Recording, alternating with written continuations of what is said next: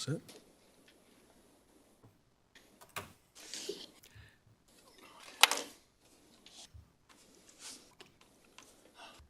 Okay, it is 6 p.m. We will call the August 9th meeting of the County Board to order. Let's stand for a pledge of allegiance and a moment of silence. I pledge Allegiance to the flag of the United States of America and to the republic for which it stands, one nation, under God, indivisible, with liberty and justice for all.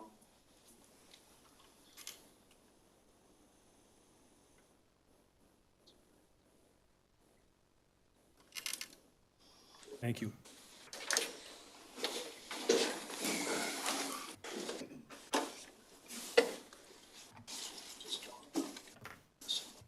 Roll call. Roll call shows 3 supervisors absent, Supervisor Eisenhuth, Supervisor Hunt, and Supervisor Berg.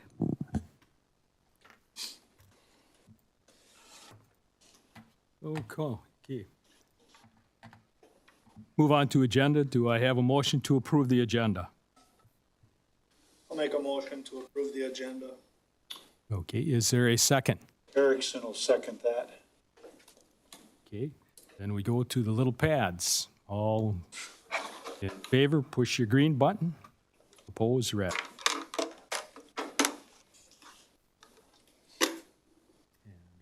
Whenever you're ready. 18 yes, 0 no. Okay. Agenda passes. Members of the public wishing to be heard, Don Hauser, you have the floor for 5 minutes.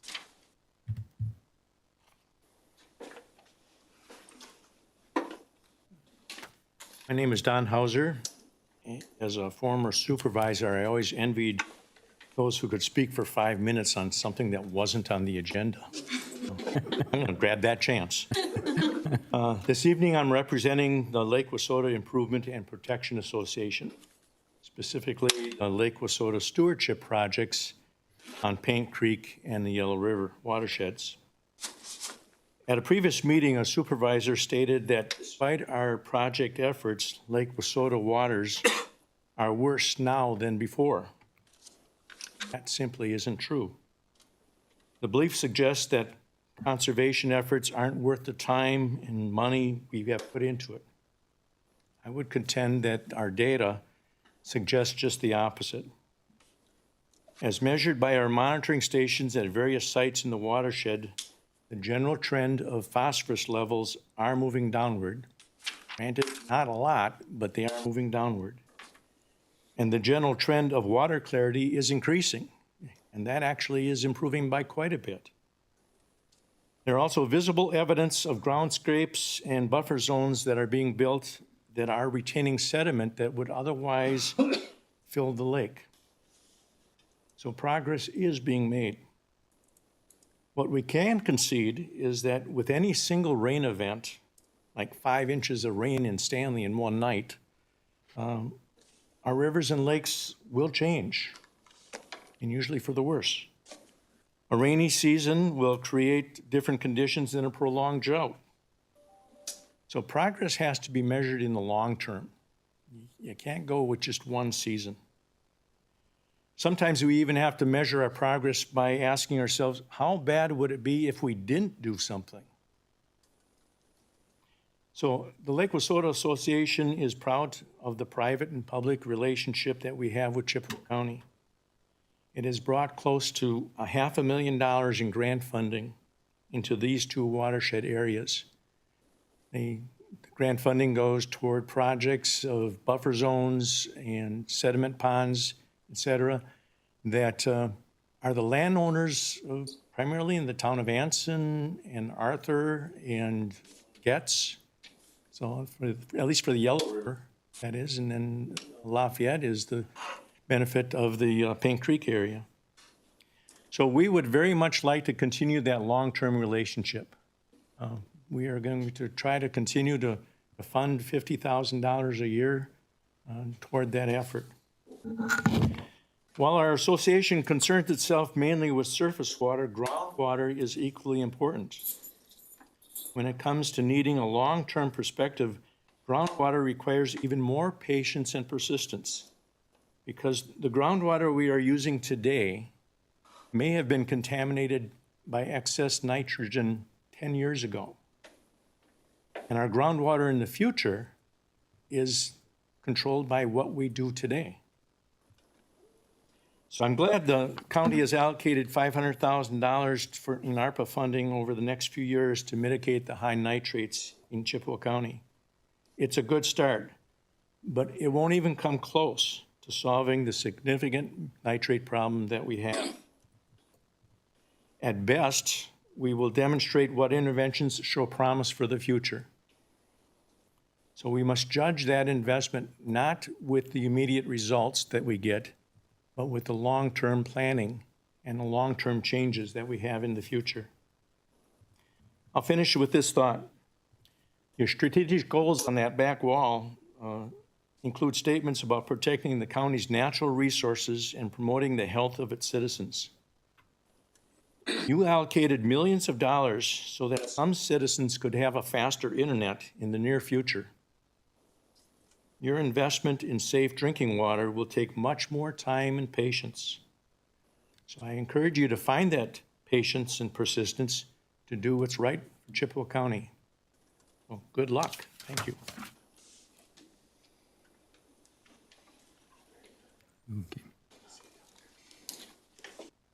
Okay, I see no more members of the public wishing to be heard. Is there anyone else that wishes to speak? Seeing none, we will move on to the consent agenda. Do I have a motion to approve the consent agenda? And is there a second? Ron McGill. Okay, then we will call the vote.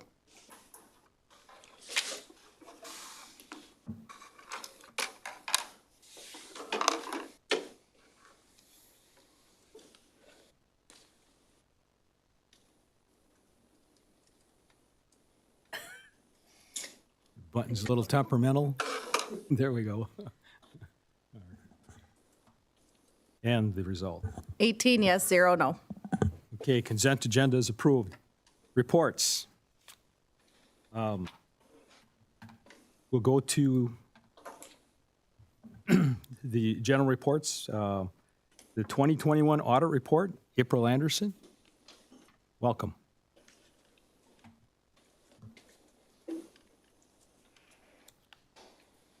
Good evening, everyone. As he said, I'm April Anderson from Clifton Larson Allen, here to present the 2021 audit report. And so we have some stuff up on the screen there. And so the audit report is a very thick booklet. And so we're gonna focus on the executive audit summary, it's called, where we pull in the key pieces of information to share with you.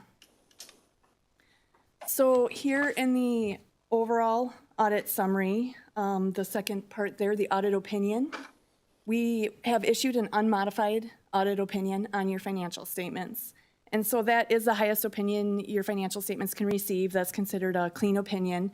That means that your financial statements are in accordance with all of the governmental accounting standards that you have to follow and in accordance with generally accepted accounting principles. So that's obviously what you're striving for. Key components to that is the hard work of your staff, your administrative team and finance team, pulling the information together, providing it to us, and then being able to present and report in accordance with all those rules and regulations. So as we do go through the audit, we not only have the opinion on the financial statements themselves, but we are required to report to you any issues that we note in internal controls or any other issues that we note that we think are needed to be reported. And so here you'll see for internal control reports, we do report a significant deficiency for limited segregation of duties. And so this is a common one that we report. We work with over 150 governmental entities in just Northwest Wisconsin. And most of the time we report this finding. For a lot of them, it's a material weakness, so it's even more severe. For you as the county, what this means is that in the different financial processes, payroll, disbursements, making journal entries, receipting, one person shouldn't have access to the different parts of that process. They shouldn't be able to process the transaction. They shouldn't be the one reconciling it. They shouldn't be the one reporting on it. In just some cases, it's not possible to necessarily split all those duties separately to different individuals.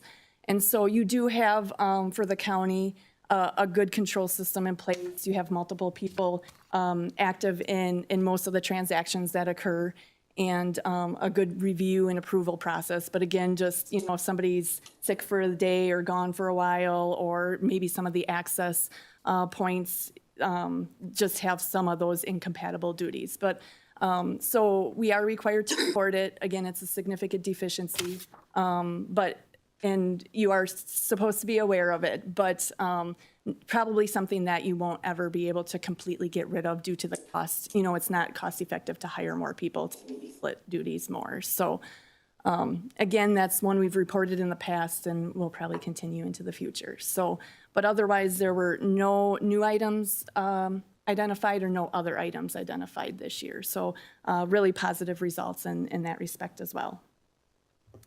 Then the last part of this page is that as you get enough federal and state funding, that we also do a compliance audit. And so we have to make sure that for some of the funding that you're following the requirements and rules of that funding. And so with that grant compliance, we did not issue any findings related to that either,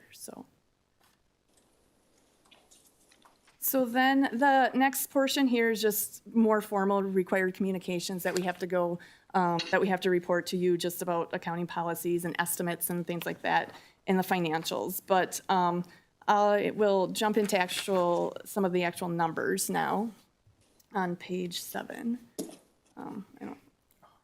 And so here we start off with your main operating fund, the general fund. And we show 4 years, so you can kind of see how things have changed over the last few years. And the top part there is the balance sheet. So you have your assets and then your liabilities. And there can oftentimes be changes from year to year just due to timing of certain activity between years. So I won't focus too much on that, but one thing I did want to point out that was kind of a big swing was in the asset, the due from other funds, the second to bottom line in the assets. You'll see that that was at $3 million last year, and it went down to $600,000 this year. And that's due to cash flow purposes with your WRRWC, the consortium, the Human Service Consortium. And so, so last year, their cash flow, they needed the cash at the end of the year because they were waiting for funding. And so that's why you had a big amount last year, but then grant funding came in earlier this year and they didn't need that cash flow. So that was the change there. But as I said, what we like to focus on here is that fund balance section. So the fund balance section is, or fund balance is your net of your assets, less your liabilities. And what's kind of accumulated over time. You might consider it your reserve. And so you'll see the very bottom line there that your fund balance decreased by the 2.1 million. But that was kind of a planned decrease. Your budget, you budgeted to use fund balance, really. And so that was a planned decrease. And some of the major pieces of what occurred there is that you'll see that transfers outline, so the one line above it, is at 2.7 million, so much bigger than what you've seen in the last couple of years. And what that relates to is that you actually moved 1.5 million as part of that transfer out to start your self-funded health insurance fund for 2022 activity. And so that was a big movement. But that was a movement of assigned fund balance, which I'll get more into in a little bit. But that was a big part of why you saw that decrease was that planned move to the self-funded health insurance. And then in addition, your revenues did come in slightly under budget in the general fund.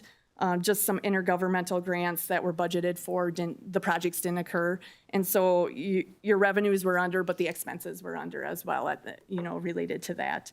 In addition, one other thing that came in under budget was your return on investments. We all know how the market is doing right now, and so that was a little lower than expected. But on the opposite side, expenses were way under budget, mostly due to continuing appropriations that weren't spent, so. When we do look at that fund balance section though, it decreased by that 2 million, but we break it out into different categories there. And you'll see that there's a non-spendable category, which we broke it out into 2 things there. And so what that means is it's made up of assets that you have on your balance sheet that aren't in a readily spendable form. So it's not cash that you can go and spend. And so you have delinquent taxes that is kind of broken out from the fund balance because it's not something that you can use immediately. And then there's 196,000 for other purposes. So that is like prepaid items. So that's funding that you've already used and cash that you've already used and paid. So it's not available. But then you have your assigned fund balance. So that is items that you have chosen or identified to use in the future, your fund balance for. Most of the time you might hear them called carryovers. And so that is, that went down quite a bit from last year. And I already referred to the decrease that you saw in the self-funded health insurance. So last year in that you had wrong number. You had 1.6 million in that assigned fund balance, in that 12 million last year, and that you used to transfer over to that self-funded health insurance. So that's why that went down quite a bit. In addition, you also had decreases in the security plan and Sheriff's Department equipment and tower were some of the bigger decreases. So you utilize some of that funding for those purposes. And so that's why the assigned balance went down. But what we look at then, or what's remaining after those things are pulled out of there, is that unassigned fund balance. And so that's what's considered truly available. And there you'll see that that actually went up from last year. It's at that 12.8 million. And we compare that to your general fund expenditures for the year. And so that's the percentage line that you see. And so you are at 39%. So that unassigned fund balance is 39% of your annual expenditures. And the county policy and the general recommendation for that percentage is to be between 25 and 33%. And that the counties that we work with in Northwest Wisconsin generally do range actually between 35 to 40%. So you're at a very comfortable level there to have funds available for those unexpected expenditures that may come along. And then you obviously have a good amount of assigned fund balance as well for those specific purposes that you want to use the funding for that you have available. So even though you do see a big decrease in your overall change in fund balance, you're really at a good level at the end of the year.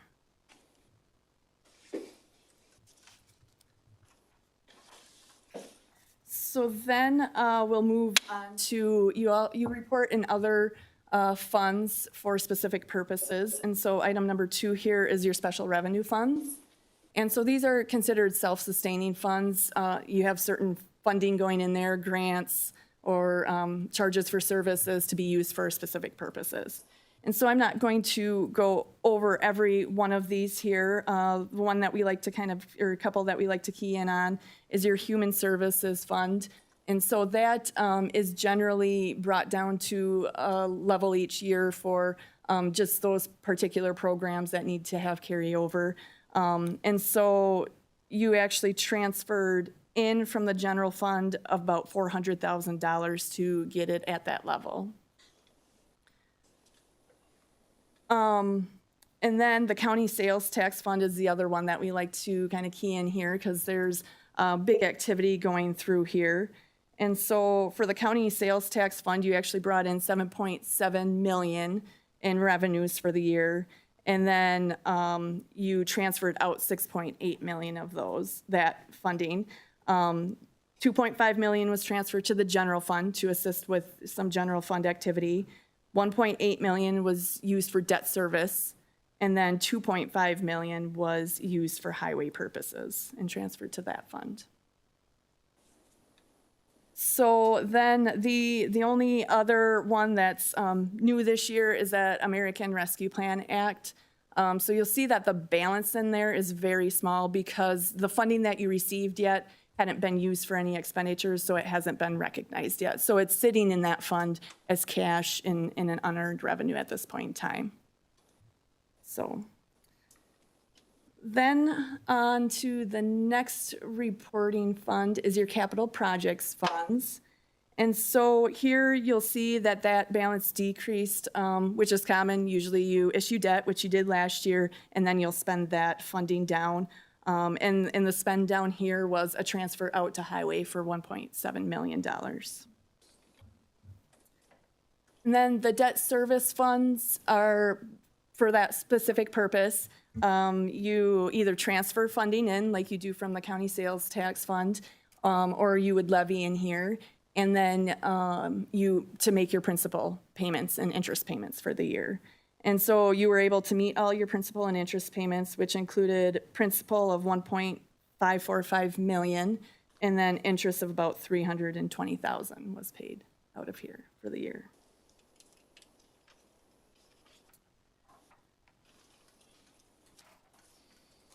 So then we move into a few more funds that the county reports.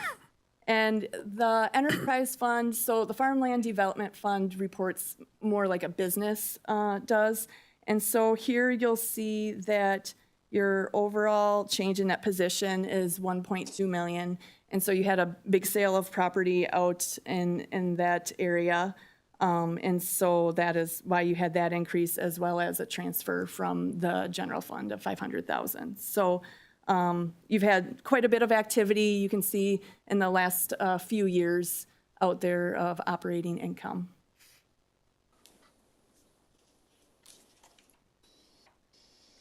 Then the last funds that the county reports are internal service funds. And so these are usually more for the purpose of providing kind of services within the county or to other governmental entities. And so here we start off with the highway department. And you'll see that the overall change in net position at the bottom there is a positive 1.5 million. So that means revenues exceeded expenditures by that much for the year. You'll see that part of that is the line above it, the 4.4 million of transfers. And so I had referred to already 2.5 million coming from the county sales tax, and then 1.7 million coming from that capital projects fund with the debt that was issued to be used for those projects that you have in that fund. One benchmark that we look at here for how the highway department is reported is called the current ratio. And that is your current assets less your current liability, or compared to your current liabilities, so that to see that you have enough current assets, cash available, receivables available to pay for your current liabilities. And so you want that to be at least a 1-to-1 ratio, and you are at 5.4. So, your current assets are definitely well above what you need to pay for your current liabilities. And last year it was 4.92, so it's even increased from last year. So good results as far as that fund goes. The next one that you have is the self-funded workers' comp insurance. And so here, the county's policy is to have at least a balance of 500,000. So you'll see that your net position balance at the end of the year is at 1 million. And so you actually had a positive claims year where you had revenue of about 800,000 and expense of about 765,000. And so you were able to transfer some of that out to the general fund to get back to that $1 million that is kind of your max. So 500,000 is the policy for the minimum, and $1 million is the max that you've kept it at the last few years. And your last, you've had really positive claim years, and the last negative claim year, I believe, was in 2014. So really strong results in that area. The self-funded health insurance, as I mentioned earlier, is new or coming back again in 2021 because you're setting that up to start, or you've started it now in 2022 for that self-funded health insurance. So as I showed or talked about earlier, the transfer of 1.5 million was came in from the general fund, and then you had some administrative costs to get things set up in 2021. That was netted against that. The self-funded liability insurance fund, you'll see, did actually have a bit of a deficit there, or a decrease in the net position of $252,000. And so that brings that unrestricted, or the overall net position, down to $39,000. So I know that the county is monitoring that, and that there is potential in 2022 that you might have to transfer some funding into there to kind of break even, depending on how the results are for the year. But I know there is increased funding in the budget in 2023 for this activity, and then you have also looked at different ways to allocate the costs that are in there. So I know that it's a big decrease, and the balance is getting down there, but you have your administrative team looking at that and monitoring the activity in there to be able to fund that activity fully. And in the current year, the revenue in there was $257,000, and that's what I think it has been set at for the last couple years. But your claims were $545,000 in the current year. So then the very last one that you report is the Flexible Benefits Fund, and this one generally kind of falls near to the break even, which is common because usually you would bring into this fund only the amount that you would need.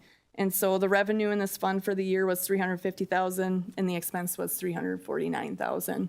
And so that's where you get to that operating income. And then you have your $6,000 contribution that you have transferred over there annually. So that is all the different funds that the county reports.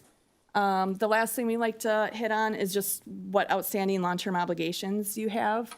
And here you'll see that your general obligation debt is at that $8.615 million. Again, you issued debt last year. You made your payments that you needed to in 2021. What we look at there is for general obligation debt, there is a debt limit, and that's 5% of the equalized value within the county. Set by the state, and so you're utilizing 2.5% of what your overall debt limit could be. So you have a minimal amount of debt really outstanding compared to what your capacity is. And in the counties that we work with in Northwest Wisconsin generally range between 0 to 20%. There's a few that go a little bit over 20% because they have some bigger capital projects maybe going on, and they've issued some bigger amounts of debt. But generally, it falls within that range, and you're well within that range. So good results there. And then the last item that we summarize here is the vested employee benefits.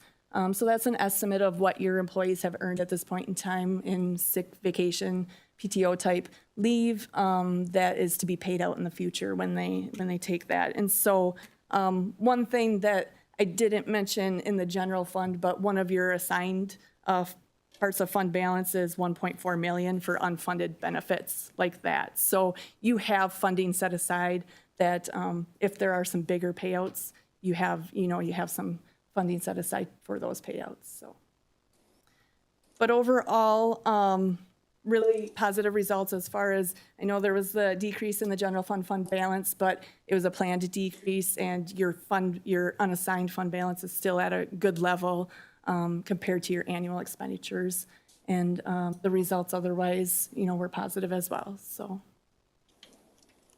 that is all I have.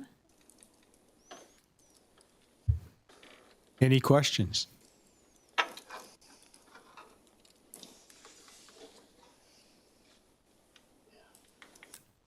Supervisor. Yeah, when you opened up, you talked about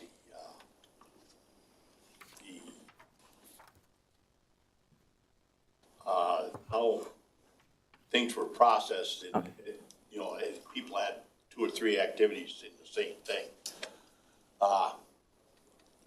Since I've been on a board, every audit said that. Mm-hmm. Okay. Could you, as an auditor, auditors identify the process that you have the most concern with. So possibly we could work on one or two of those items rather than try and fix them all. Yeah, and we continually discuss throughout the audit process as far as the different processes and controls that you have in place. And I know it's been at least a few years that we've really been talking about that and going through what the possible changes would be as far as maybe some cash handling changes here or there and that kind of thing. So yeah, it is kind of a continual process, and we have had those discussions with your team. Have you seen any difference? Yeah, I mean, whatever kind of discussions we do have, and if we come up with ideas, or if they've proposed ideas and to kind of run by us. Usually, we're kind of a bouncing board sometimes, and yeah, they've implemented kind of what we've talked about. So.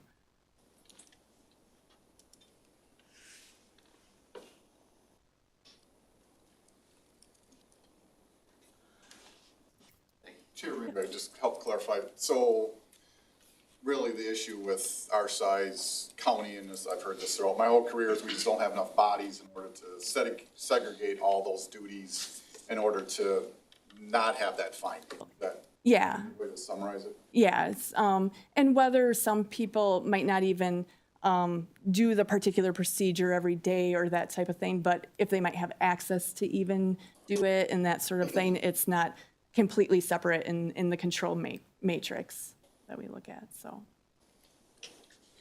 I was just wondering if, if there was opportunities to work on and we never, all the audits, we've never seen a change other than you guys need to shore it up a little bit. Well, and unfortunately, there's only material weakness or significant deficiency. That's how they're defined, is those two ways. So unfortunately, we can't, there's no other way to kind of report it in a different light as far as you're not at a material weakness level, but you're at that significant deficiency level, which is considered less severe. But there's not really another level underneath that or anything like that, unfortunately. Push your button, Dean. If I may. So in other words, the deficiency is basically a way for us to, keep our folks honest, right? I mean, we've got that deficiency, we know it, they know it, so we're all on the same page, right? Yeah, it's just required for us to report that, for you to know that. But I'm not saying that there's no controls. There's obviously good controls in place and that sort of thing. It's just that you can't completely separate everything. But it is continually looking and kind of discussing and seeing how you can make tweaks in maybe the process and controls to improve those controls.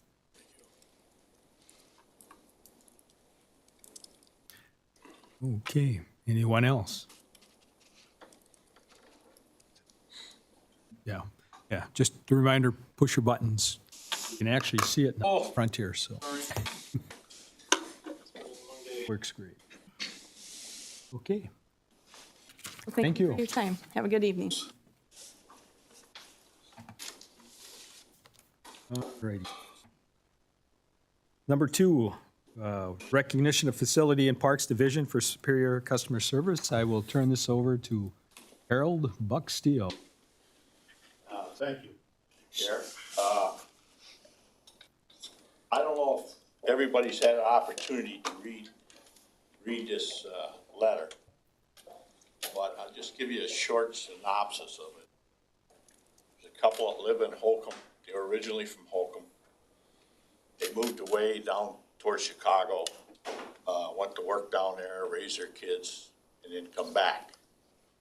And one of their kids come back with them. And his schoolmates, starting 20 years ago, used to come up and they rented the same park spot in the same park every summer, same weekend. And unfortunately, these couple's kid died in a car accident 15 years ago. And they still come. And they decided to surprise the couple that live in Holcomb with a memorial bench at the park. And they wanted to recognize the Department of Facilities and Parks staff for such a great job. The parents did not know that this was happening. The department worked with the people from Illinois, and they did not know it till the kids come up, and they went for a walk in the park and saw the bench. So they were very emotional, and they wanted to thank the Parks and Facilities Department for that. So I'd like to go on record here as saying great job. They went way beyond what they were supposed to, their job description was. And I think they deserve some recognition. Thank you. Thank you. Okay. Move on to business items. Resolution 3522. Resolution number 35-22. Now therefore be it resolved that effective January 1, 2023, one full-time CCS clinician position is hereby created in the Recovery and Wellness Consortium Division of the Department of Human Services, and be it further resolved that this position shall be funded by using the Medicaid revenue generated by this position as well as the CCS reconciliation process, and be it further resolved that should the state and federal funding necessary to fund this position no longer be available or be reduced significantly, this position may be eliminated by the county administrator, forwarded to the county board by the executive committee. Okay. At this time, I would seek a motion to approve. Bomar, motion approved, and a second. Berg, second. Mr. Berg. Okay, discussion. Thanks, Chair. I got Tom here from RWC in the Division of DHS to explain the position. Good evening. I'm the manager of the Recovery Wellness Consortium with Human Services. The position we're requesting is a clinical position that oversees the CCS program, Comprehensive Community Services. As it was pointed out, this is a fully funded Medicaid program, so we get 100% reimbursement for this position's time. When we became certified for CCS services in 2015, we had 4.5 staff overseeing about 37 consumers. In the last 7 years, the program has grown dramatically. It is a program that treats both youth and adults. They provide psychosocial rehabilitation services for mental health and substance use disorders. We are at, right now, 13 and a half staff with roughly 174 consumers that are being served. We project by the end of 2023 the need to add an additional 3 more staff, so that bring it to 16.5 staff and be serving close to 260 individuals. The program is very effective in providing rehabilitation and recovery services. It has proven to reduce the risk of individuals being placed in a higher level of care, which is a cost that the county would assume. For example, a Winnebago placement, an IMD, Institute for Mental Disease, costs roughly about $13.50 a day. And if we can reduce those types of admissions, we will be saving tax dollar money, because that money comes from the general funds of human services. And so the clinical position is responsible to do the intake of the referrals to the program, assess whether their ability to engage in a recovery plan and their readiness. She also, Michelle Phelps, is the current person in the position. She also provides that direct consultation and supervision to the staff, roughly about 3 hours a month for each staff. Right now, she's doing the minimal work that she can do, and that is doing the intakes for the program and the annual reviews. SAMHSA, the Substance Abuse Mental Health Service Administration, which provides guidance to human services on best practice and such, recommends that the clinical to case manager or service facilitator ratio be 1 to 12.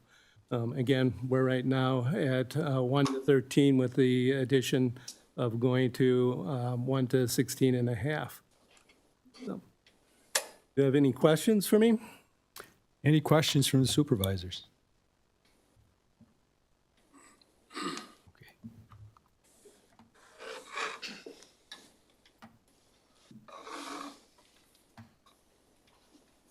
All right.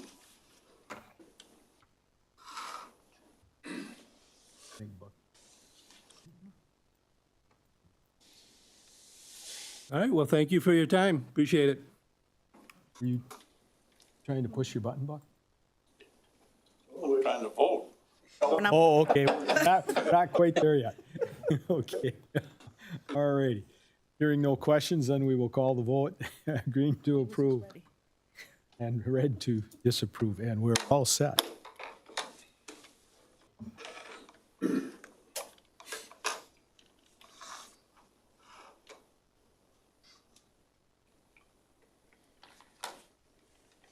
Yep. 18 yes, 0 no. Okay, motion passes. Resolution 3622.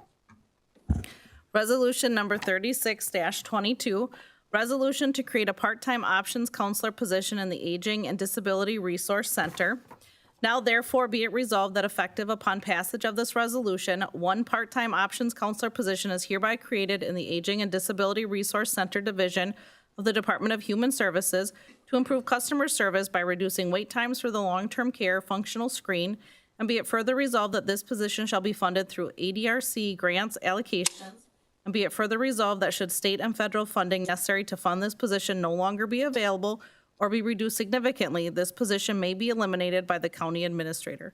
Forwarded to the county board by the executive committee. Okay, do I hear a motion to approve? Make a motion to approve. Supervisor Ives, is there a second? Supervisor Romeyer seconds. Discussion. Good evening, everybody. I'd like to introduce Leslie Vijelkowitz, who's the manager of the ADRC, and she's going to give you a little more detail on this position and how we're funding it.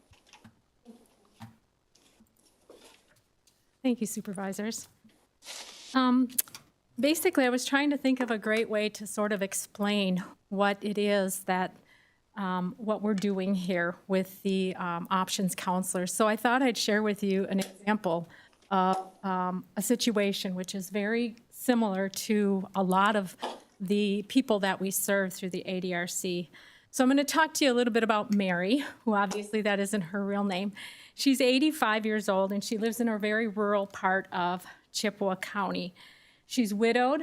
She's fiercely independent, as is most of the folks we work with, and she is her own decision maker. She has 3 children, one that lives about 1.5 miles away, one that lives about 2.5 hours away, 2 hours away, and one that lives in the southern part of the country. Her daughter-in-law that lives close by provides most of her help, and all of them work full-time, plus the son and daughter-in-law have a farm on top of that. So we'd been in contact with Mary for 3 years, on and off. Usually when her daughter that lives down south would call and say, hey, I'm in town, my mom needs some services right away, can you help us? And we really appreciate when families call us, but we also try to remember that the person that we are serving is that older person or the person with disabilities. We respect what the family's saying, but at the end of the day, our customer is that older person or the person with a disability.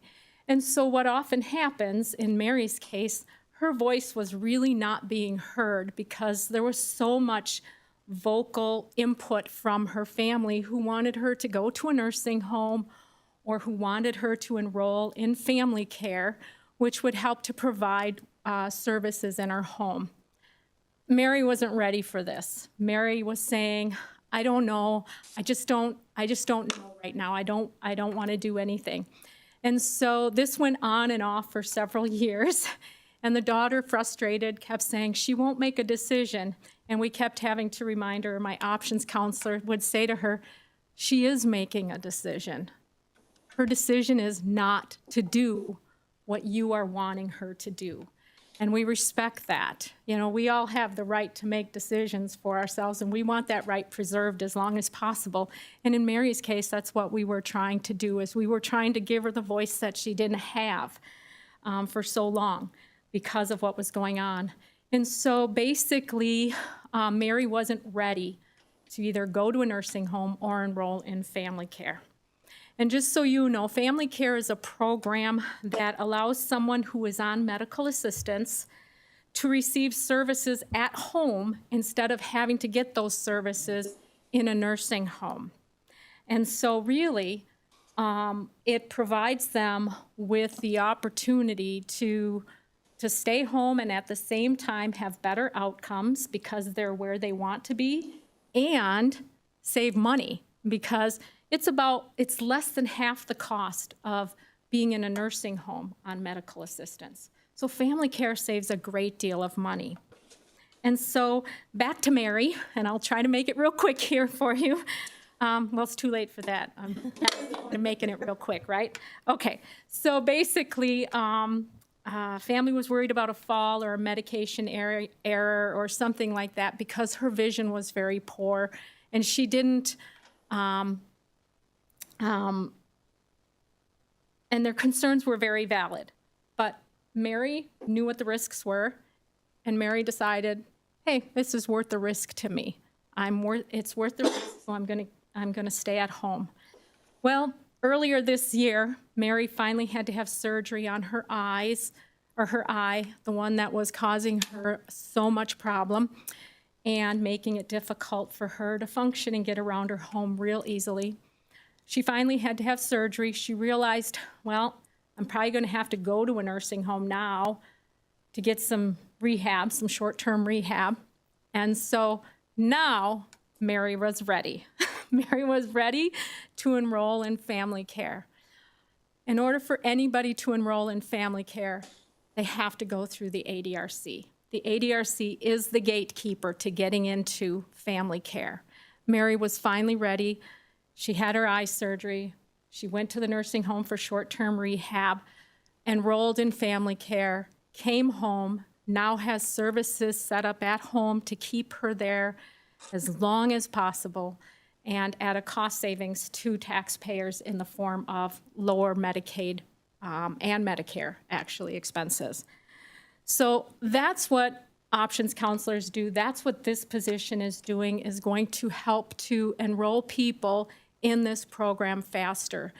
And that matters because right now we are operating at about 50% of the enrollment. We are behind the state guidelines. The state says we have to do this within 30 days of the time somebody requests it, and we can't be compliant with that just because of the volume. As of right now, we are trending that we will do as many enrollments in family care by the end, or middle actually, of September as we did all of last year. So this position isn't going to solve that problem. This position is only going to help make it so that we can serve people a little bit faster. We can get to some people a little bit faster. And that's sort of the gist of what an options counselor, this position, is going to do. Okay. Any questions?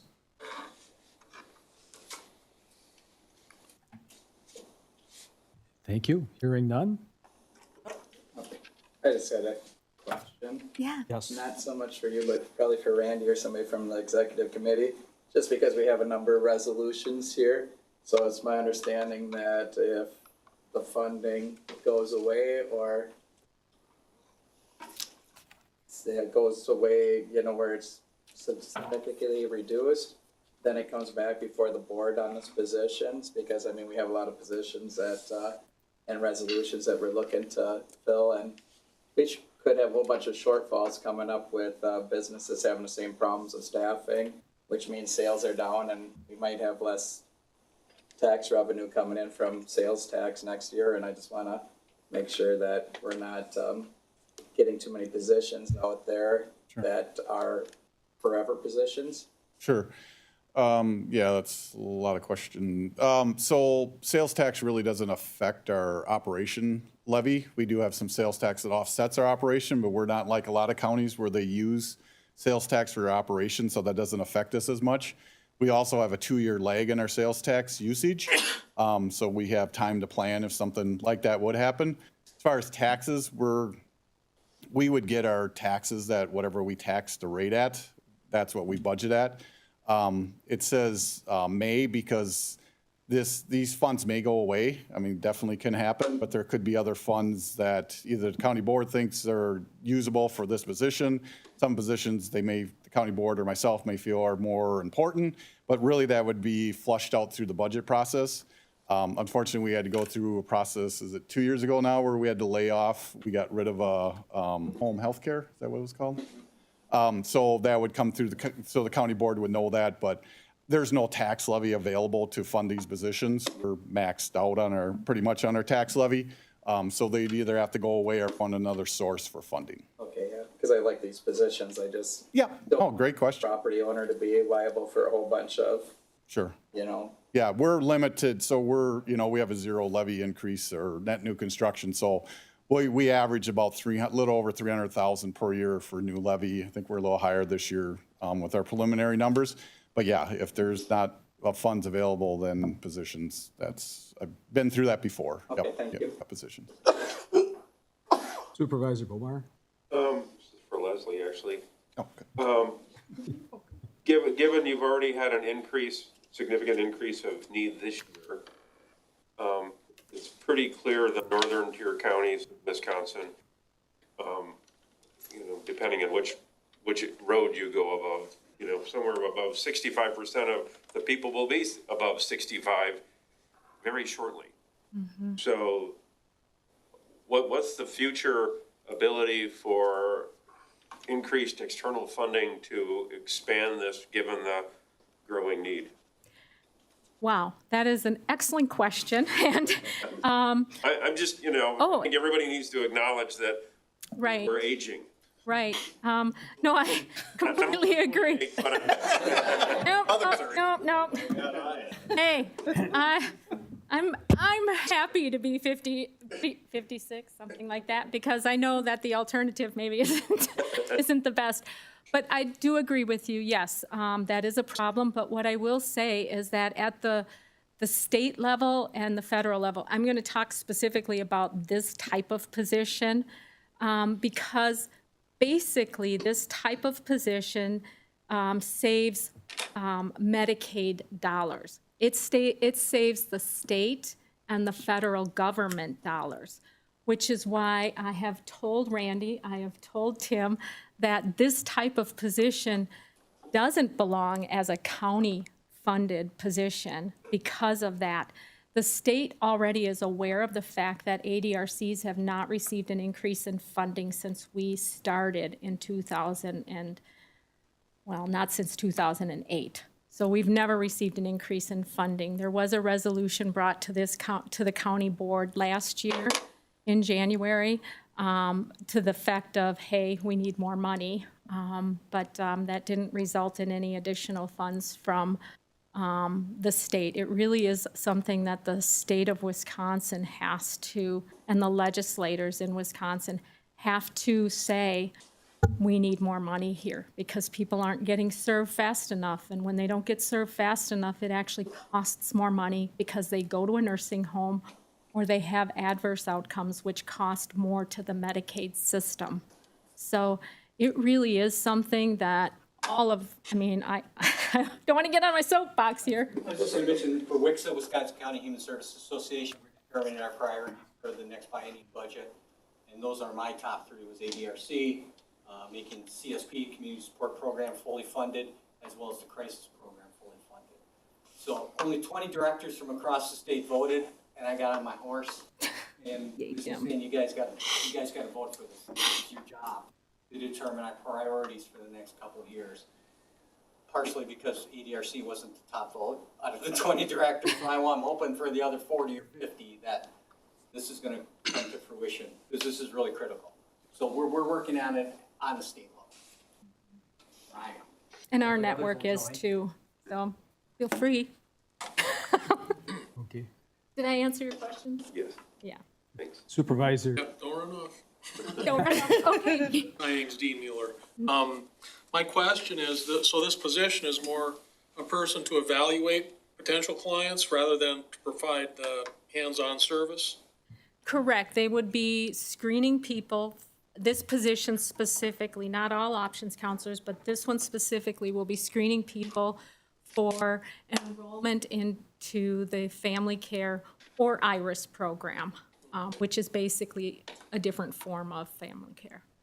Okay. Yeah, I'm not familiar with those programs. That's why I Right. was kind of wondering how the pieces fit together here. So, Yeah, this position just does that, and we did that because we wanted to get these people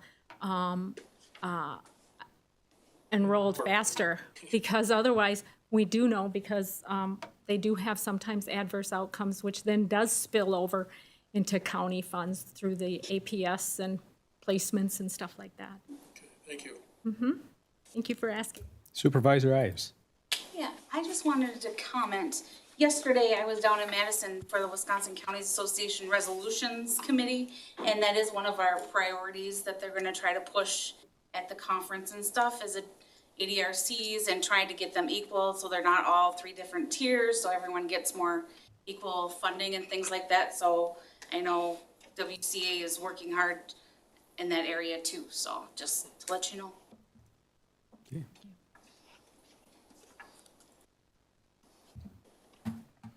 No names on the board. We will then call the vote. Oh, wait, 1 second. As soon as she gets it up. Okay, green to approve, red to disapprove.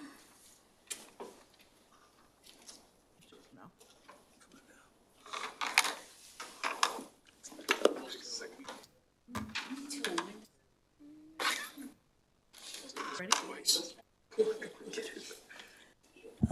18 yes, 0 no.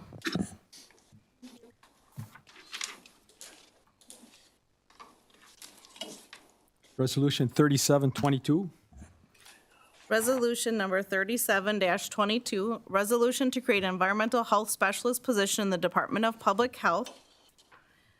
Now therefore be it resolved that effective January 1, 2023, a full-time environment health specialist position is hereby created in the Department of Public Health to conduct DATCP-FSRL inspections and administer DNR transient non-community well sampling and inspections. And be it further resolved that this position will be funded with fees from the FSRL program and the DNR transient non-community public drinking water county contract. But should the state and federal funding necessary to fund this position no longer be available or be reduced significantly, this position may be eliminated by the county administrator, forwarded to the county board by the executive committee. Do I hear a motion to approve? I'll make a motion to approve. Supervisor Ives, Second. Supervisor Steele seconds. And then I got Angie, our public health director, to explain the position. Welcome. Thank you. Good evening. I'm Angie Weideman, Public Health Director, and this resolution is in front of you to look at creating a position in our Environmental Health Division. The position really is being asked for because we are over capacity on our inspections. We do over 600 routine inspections for DADCAP, or the Department of Agriculture, Trade, and Consumer Protection, under the Food, Safety, and Recreational Licensing. We inspect bars, restaurants, hotels, tattoo parlors, and campgrounds, most of them being restaurants, about 500 of them, and then 100 of them are the other 4 categories that I mentioned.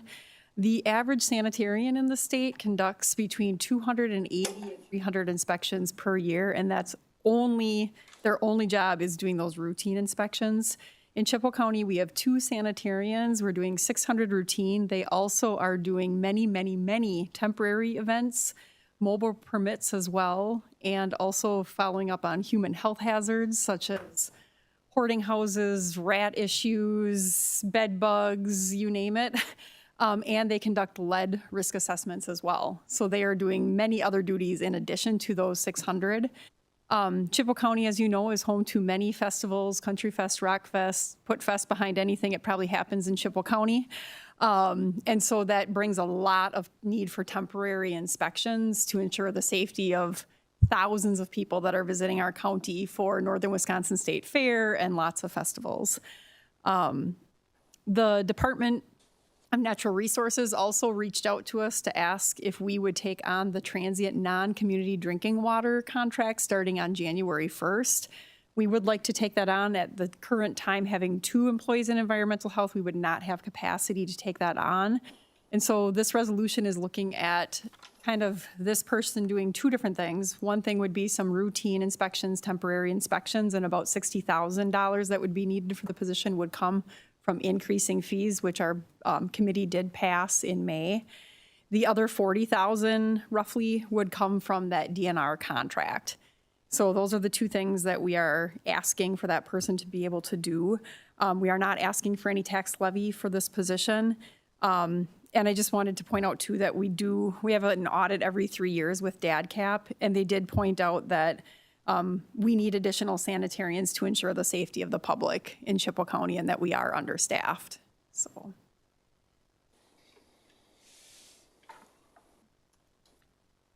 Any questions? Supervisor Seidlitz? Yeah, I think we really need this position in Chippewa County because I'm a business owner right now that's affected by them being understaffed. And with me being understaffed, for me to take my water samples to make sure everything's safe for the public and try to get it to them before they close the lab is just about impossible. And I'm sure if I'm having this problem, I'm sure people up in Holcomb are having this problem, people in Stanley and these smaller communities, because there's only 2 labs in this area, I believe, and it's in Eau Claire and Colfax. And before, they used to come in and take my samples, and then they would bring them in for me. And I think it's like a pretty crucial position. And whatever we get feed as a business, I'm pretty sure we're gonna accept it because we do not have the time to go around and try to take our samples, which does not take very long, but delivering them before the sample goes bad is kind of the issue. Thank you for bringing that up. And I just did want to say too that you are correct on the 2 labs and where they are. It would be our hope, not right away if we take this contract on, like on day 1, but in about a year to try to set up our own water lab where we could test nitrates and E. coli levels. And that would be open for the public to bring water samples in to be tested as well. So that is a hope and desire of ours because it does take quite a lot of staff time even to get all those samples to Colfax, and then our staff would have to leave before 2:30 to get them there. So it really puts a hindrance in the day, the work day of the county when people need to travel that far. And there's a cost, obviously, not just staff time, but gas and equipment to get there.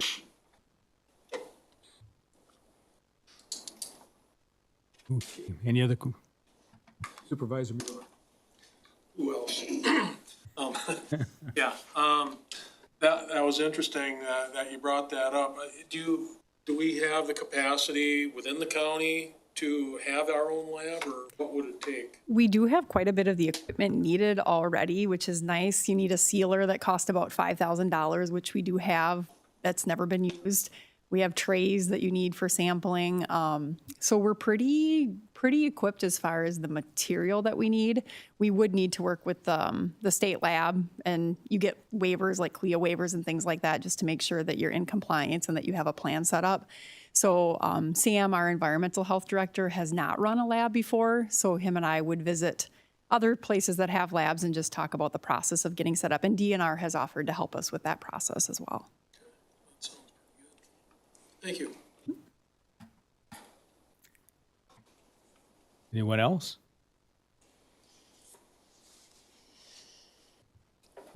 Okay, seeing none, we will call the vote. Those in favor, push the green button. Those who disapprove, the red.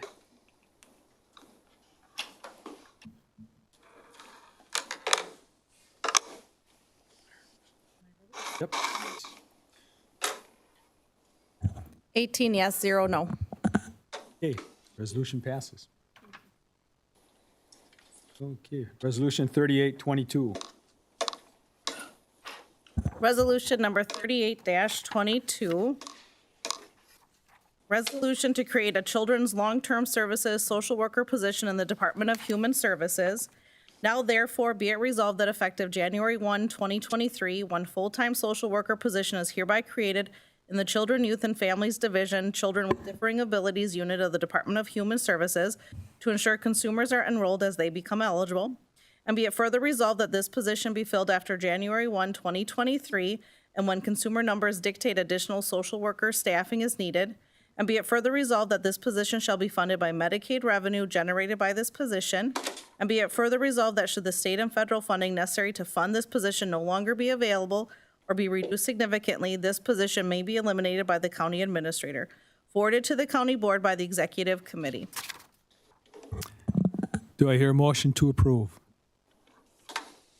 Supervisor. You had your finger up to approve? Or no? Okay. Second. You want to do the second? So Myers is the motion and Bergeron for the second. Okay. Discussion. All righty, good evening again. This is the Children Long-Term Support Program, and these are kids that we serve.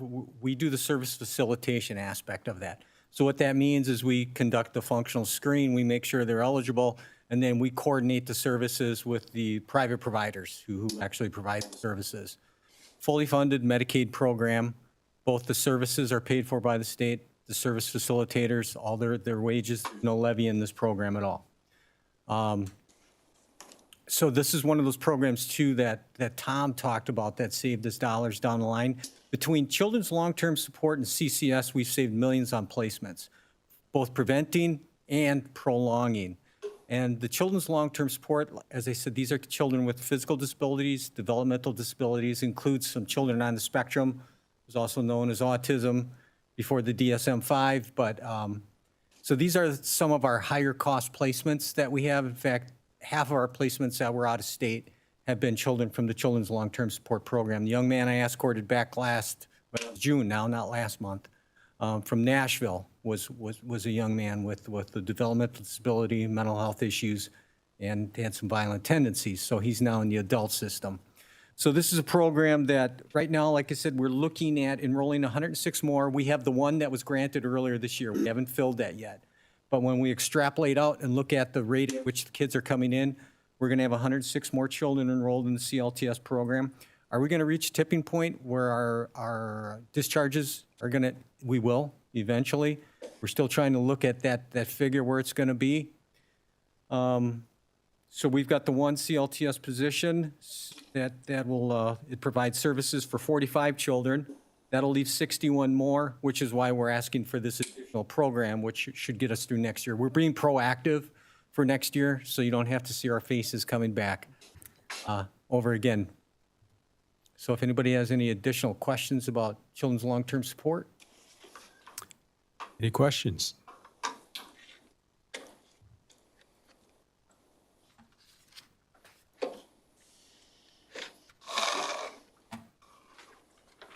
Seeing none, then we will call the vote. Those in favor, push green. Those opposed, red. Already? Sorry. I forgot to push one button. Right there. We're good? Okay.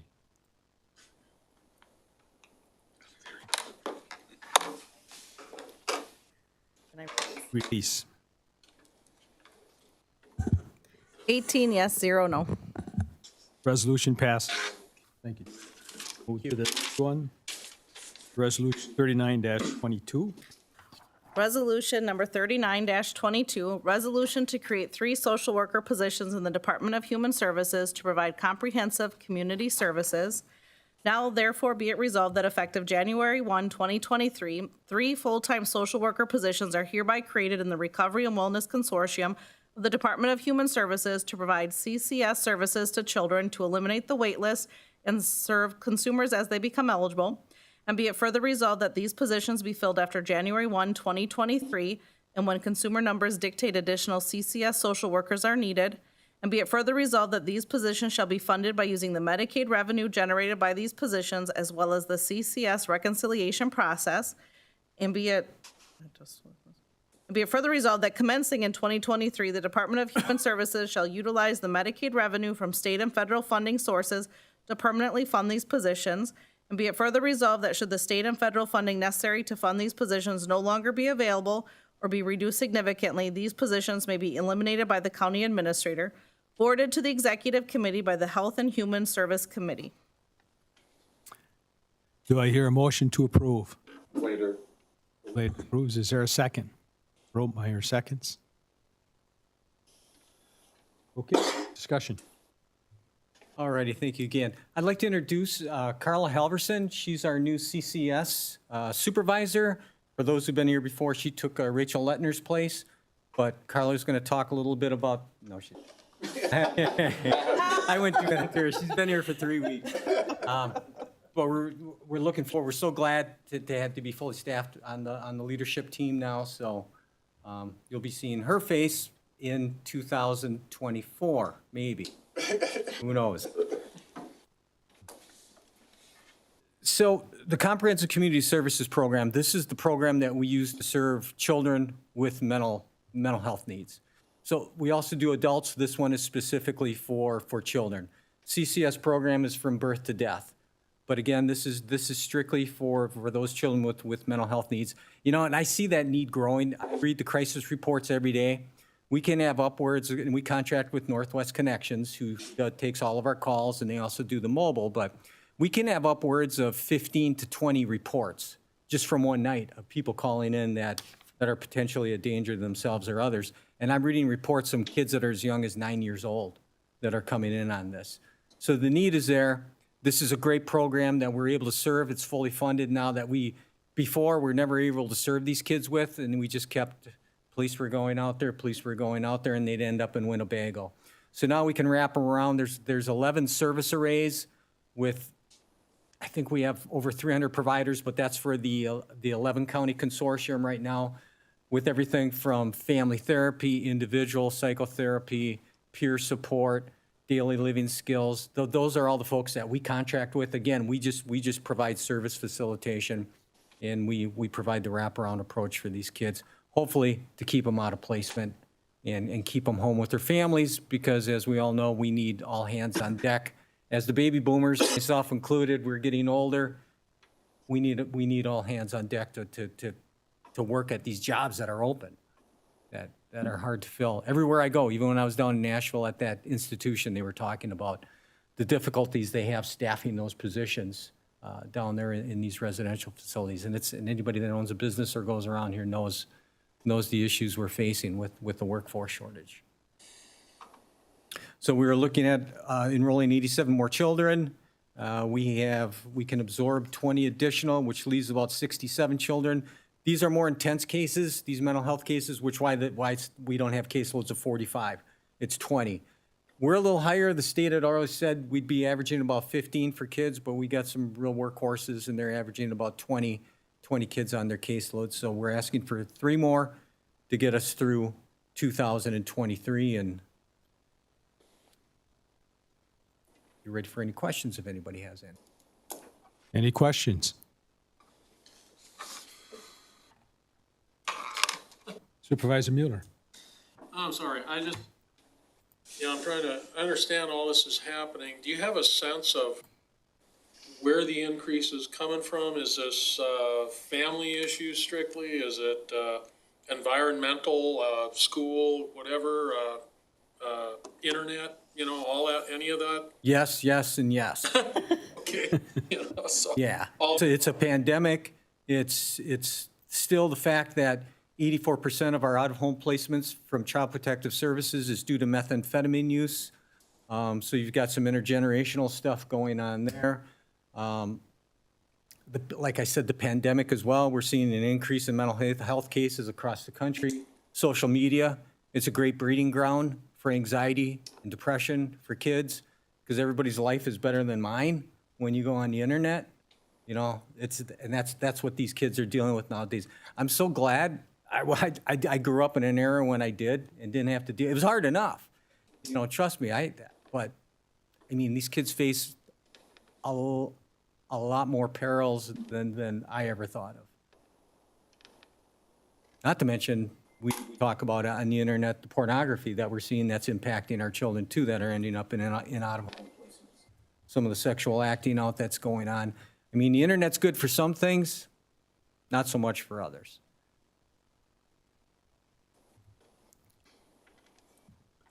Okay. Any other questions?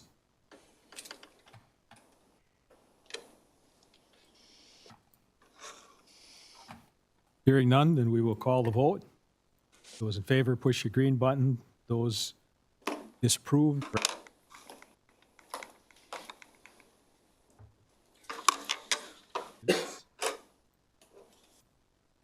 18 yes, 0 no. Thank you very much, everybody. Appreciate the support. resolution passes. Resolution 40-22, Randy. Resolution number 40-22, resolution to rescind Resolution 21-22 regarding approval of a tower and land space lease agreement with United States Cellular Operating Company, U.S. Cellular.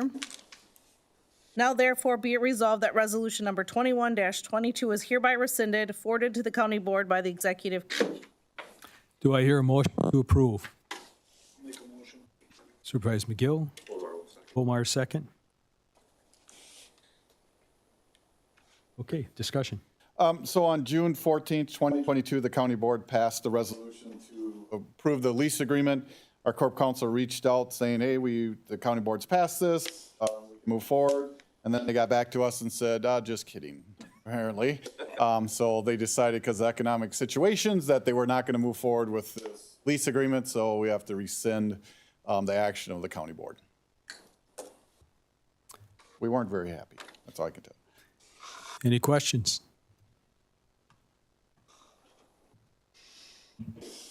Seeing none, we will call the vote. Approve, press green. Disapprove, press red.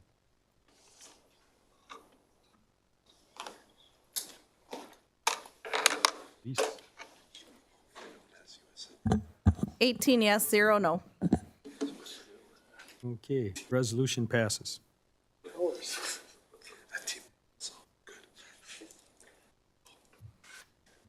Okay, 4T122. Resolution number 41-22, resolution to designate the Chippewa County Sheriff's Department 911 Communication Center as Chippewa County's public safety answering point to receive grant funding. Now therefore be it resolved that Chippewa County does hereby designate the Chippewa County Sheriff's Department 911 Emergency Communication Center as the Chippewa County Public Safety Answering Point pursuant to DMA Chapter 2 and for the purposes of the 2019 Wisconsin Act 26 grant dollars or federal grant opportunities forwarded to the county board by the Legal and Law Enforcement Committee. Okay, do I hear a motion to approve? I'll make a motion to approve. Supervisor McGill, is there a second? Supervisor Flater. Okay. Yeah, so it's pretty much what it says. There is a requirement in order to get grant money to designate one location in each county as the public safety answering point. Our county only has one. It makes, seems pretty simple, but there must be other counties that have multiple, and I guess they fight over it. But this qualifies us for grant funds that's coming with Next Generation 911. Any questions?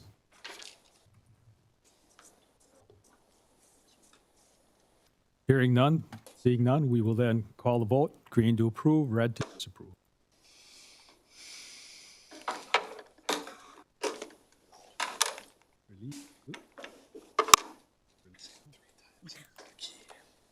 $18 yes, 0 no. Resolution passes.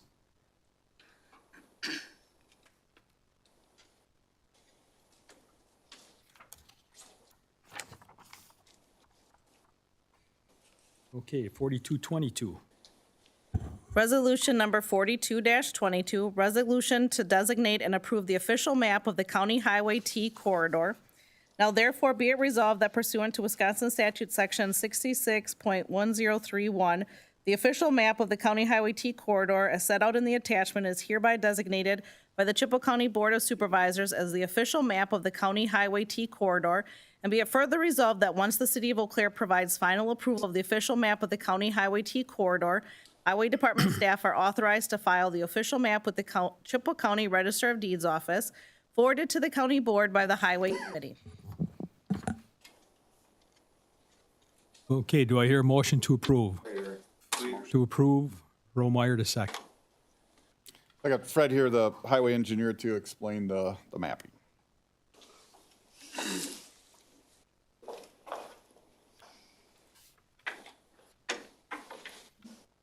Hi, everybody. I'm Fred Anderson, project manager over at the Highway Department. Yeah, so I'm going to go through the project corridor map. We've worked with the City of Eau Claire County, Town of Wheaton, and the Town of Union over the past year and a half, coming up with this corridor. And basically, the corridor, we're mapping this to set it aside for future roadway improvements for 4-lane divided highway, basically going from, well, just north of Alpine Road, which would be on the left there, which is just north of the North Crossing. It's kind of off the map, but this goes all the way up to State Highway 29 in Chippewa County. So the map you're looking at right here, this is Eau Claire County. There's kind of describe the map. What you're seeing in green is kind of where the construction, all the grass is. The road is in the middle in the gray, and there's some very fine blue lines that designate the proposed right-of-way. So starting at the left there on the very south end of the project, we head north. It goes over the, Union Pacific Railroad. There's going to be an overpass eventually there.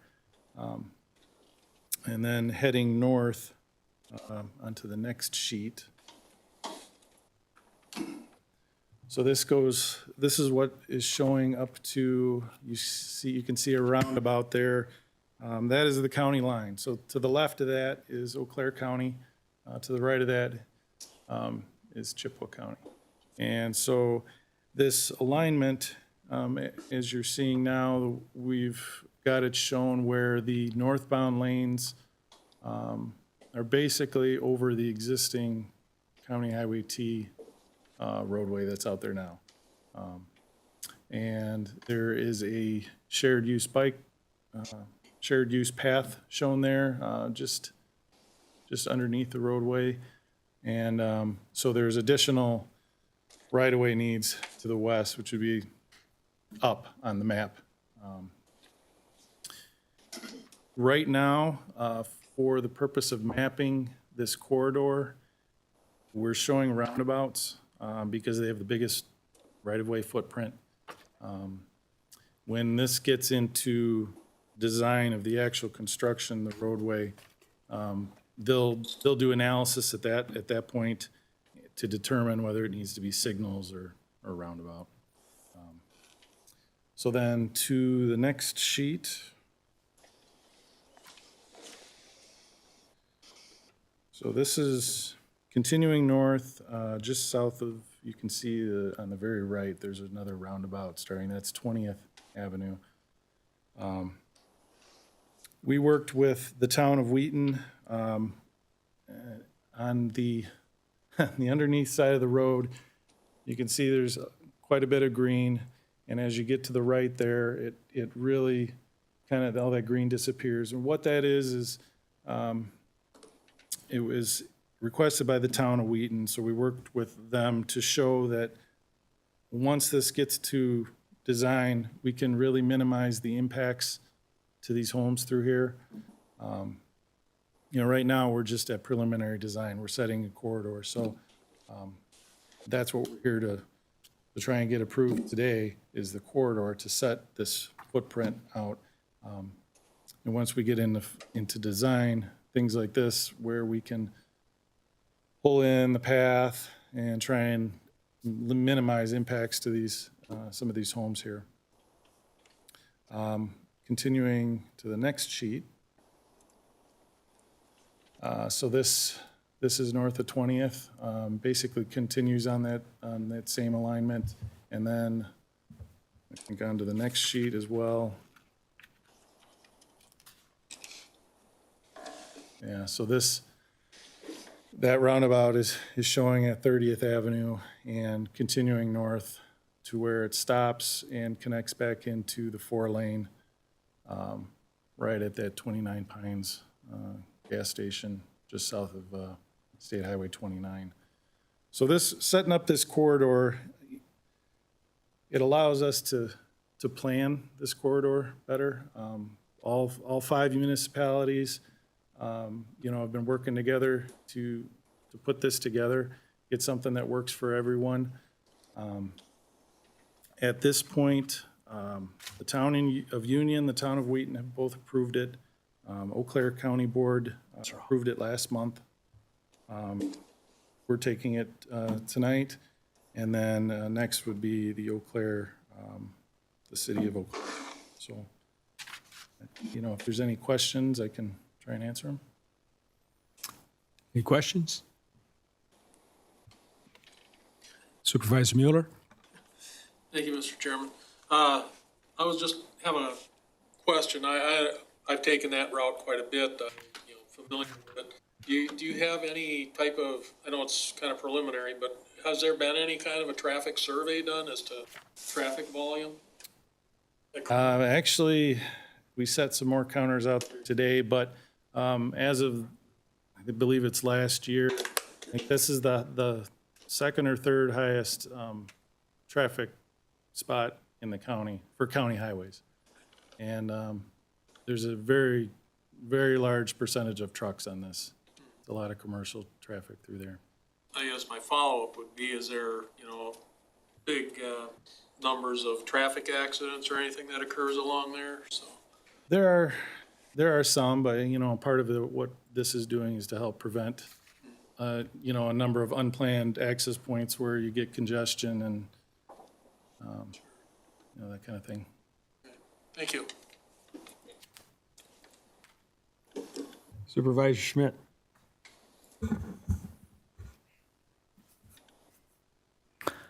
Puts me in an interesting position because the no vote's saying I don't like this corridor. I don't really like this Highway T project, period, as I've alluded to before. But this particular plan is showing us either stoplights or a roundabout every mile from 29 Pines into Eau Claire. And I don't see how that's going to make traffic flow any better than what it is now. In fact, it's going to be poorer. I know you're trying to plan ahead for theoretical increased traffic, but to spend the kind of money that this project's going to cost to do that, I don't know that it's really an improvement. I think we did nothing, we'd be no worse off. I've been on that road different times of the day, and you meet a couple cars. Yeah, there's certain times of the day it's busier, I know that. My wife drives it every day to work. But she doesn't ever have an issue, and she's in that time of the day in the morning. Used to be at 7 o'clock, now it's 6 o'clock. But she's coming out at 3:30 in the afternoon at 4, and that's not really a bad chunk of road for the amount of traffic that's on it.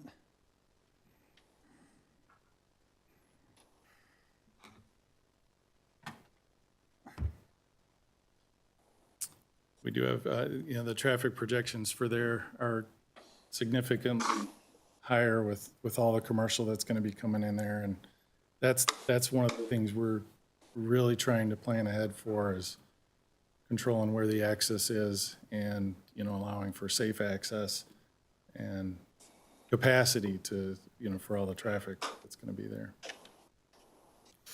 But the trouble with the roundabouts is you're going to be going, if you live to the one side of the roundabout, you're going to have to drive 2 miles to get back to the other side so you can go the other way on the road. I think there's an awful lot of potential issues here that haven't been fully figured out yet to declare this as the alternative that we're in favor of.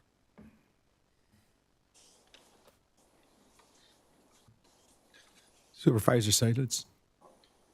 Well, I happen to live on T, so I know it has traveled a lot because I get woke up every day by it. But anyways, I also know that that's a semi-route for the town of Wheaton from Menards and some various places. So there's a lot of oversized loads and stuff that go down there.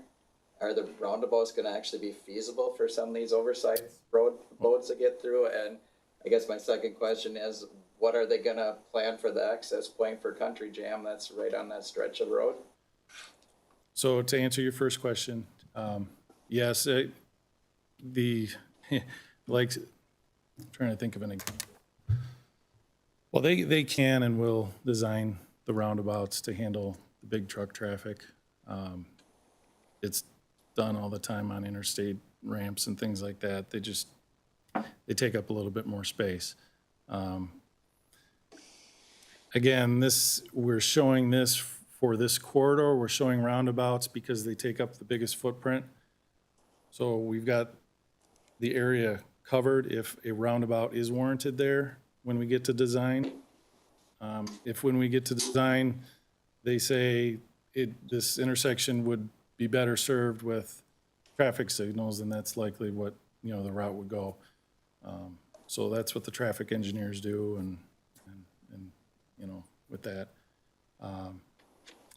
Second question, Country Jam.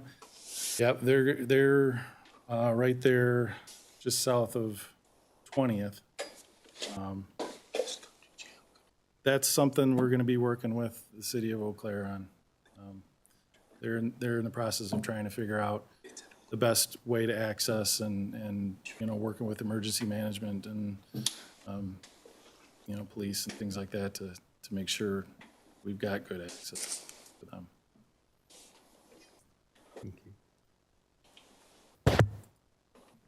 Supervisor Mueller. Thank you, Mr. Chairman. Yeah, I just had a follow-up and again, we realize these are preliminary plans, but do you foresee a change in the speed limit along there? Because they move along at a pretty good clip, and Sure. the roundabout, of course, you got to slow down pretty. Yep. Mm-hmm. Well, we do have traffic counters out there this week, and the reason for that is a speed study. So that's something we're going to be looking into. So that's a consideration. And that'll be taken into consideration in design for the project as well. So. Thank you. Supervisor Romeyer. Aren't, everything I've read tells me that roundabouts, first of all, are, from a long-term cost, they're way more cost-effective than stoplights. Secondarily, roundabouts are way safer than any other intersection. Am I correct on those two assumptions? Yeah, a lot less high-speed accidents, critical accidents. They reduce. T-bones. Mm-hmm. Yep. Supervisor Flater. Correct me if I'm wrong, but this whole idea, we're not approving this route or the design. This is to protect the county. We get this corridor in place that development can't happen within that corridor. So when they get to the point that they have that corridor, when they have the design done, then we come back and approve that. But at this point, it stops development in there and us having to pay more money for this land. It's as a corridor, it stops development in there. That's the whole purpose behind us approving it tonight. We're not trying to pick about roundabouts, stoplights, speed limits, all that. That's still in the design process, but all these entities are trying to protect our ass from having to pay too much down the road on this. Mm-hmm. Okay. Supervisor Steele.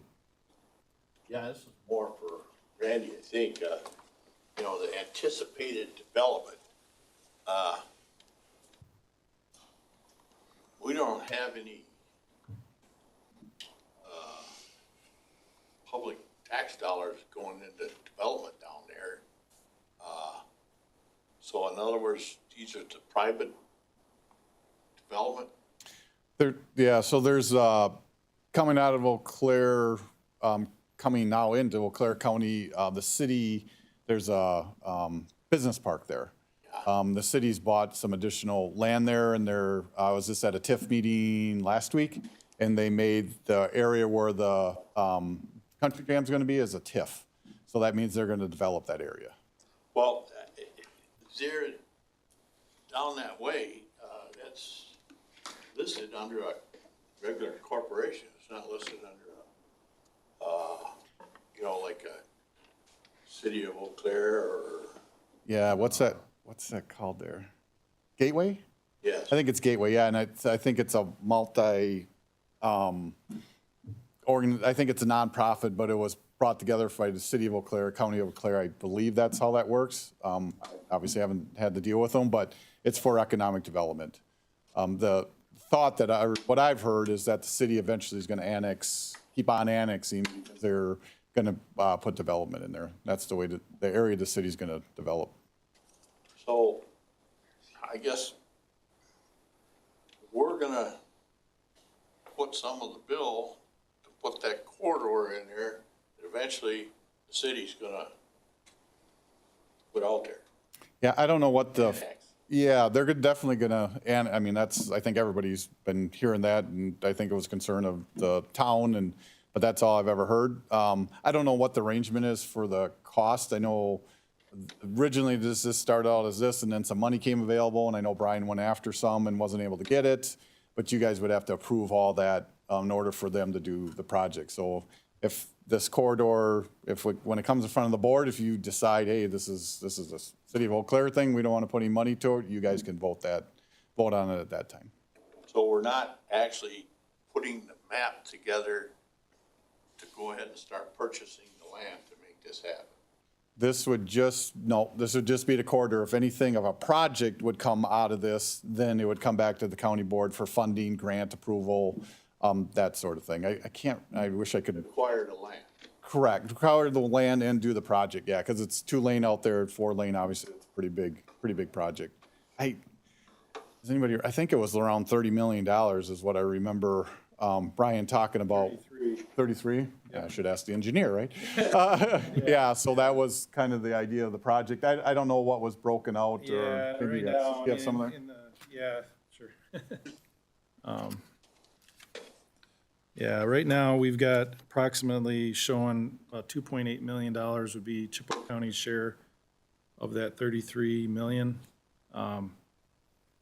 That's, if we get the 80-20 funding, federal funding, 80% funding. So we're trying, every good opportunity we've got for funding, we're going to be trying for it.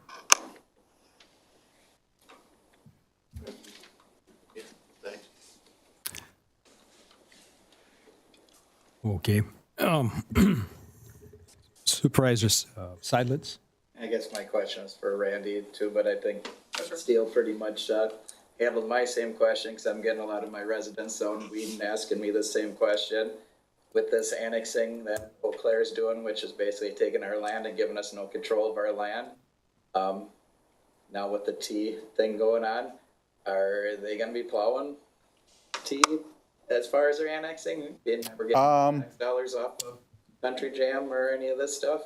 Within the city limit, so the city, yeah, it's not county road. Town line that town line road right now is where they stop. Yeah, so I don't know if they've had those conversations on those annexing. Typically, the way it works is if it's within the city takes care of it. It's outside the city, county takes care of it unless it's a state road. Because you're talking TIF zones and everything else, and like I said, there's been a lot of questions out in Whedon about this annexing, how we really had no control over what went on this whole thing, which I'll probably talk to you personally at some time with an email or call. Yeah, that's fine. Because I have a lot of Whedon residents that are concerned about what's going on, and now if you're saying there's gonna be a TIF zone, there is. adding in there, it's really gonna make the residents not happy out there at all. Yeah, we really have no control over that. I mean, the annex is voluntary, so if somebody purchases the land, like Country Jam, and if they want the city to annex and the city's in favor of that, there's no control from, I mean, especially the county, but township level or anything like that. When they originally bought, I can't remember, because Supervisor Gullickson was with me, we went to the town of Whedon because I think they bought the city bought 80 or 160 acres. Do you remember that? Yeah. It was something like that. And town of Wheaton was concerned that we didn't give them a heads up. Well, we never knew anything about it. Where it's kind of like economic development. Everything's in closed session. We never find out anything until it gets announced to the public, just like everybody else realizes. But yeah, there's really nothing you can do if there's voluntary annexation.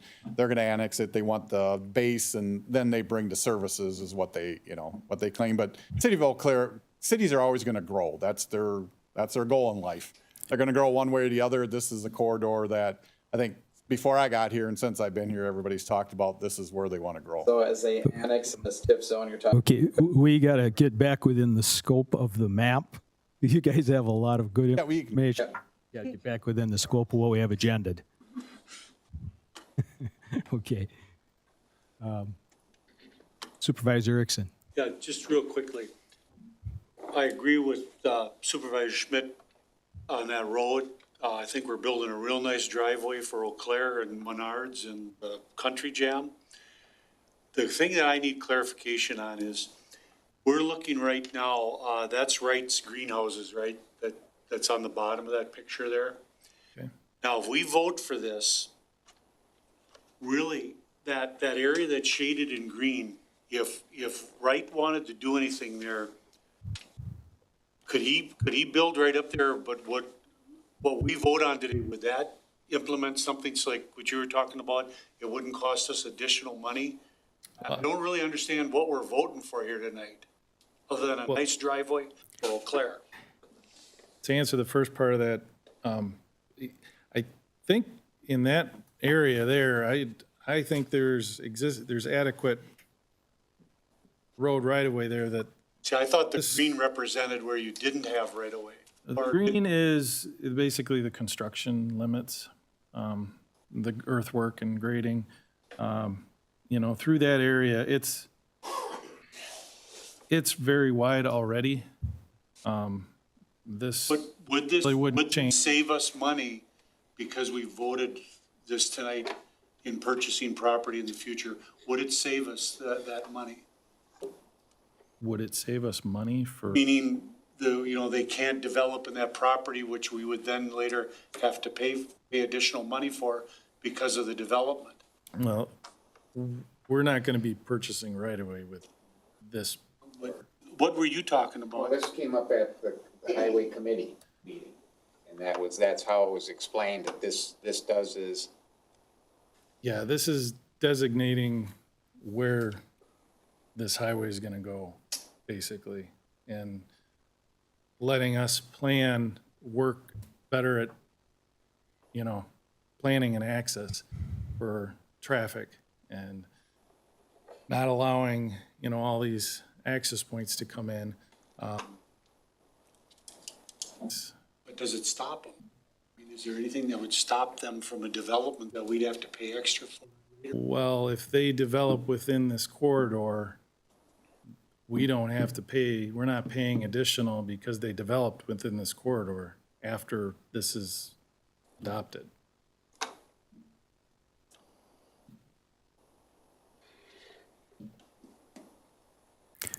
Okay. Any other questions?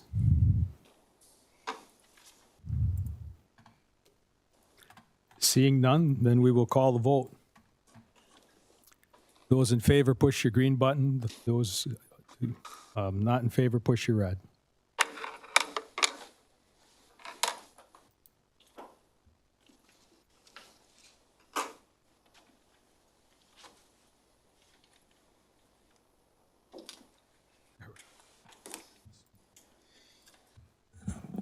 $14 yes, 4 no.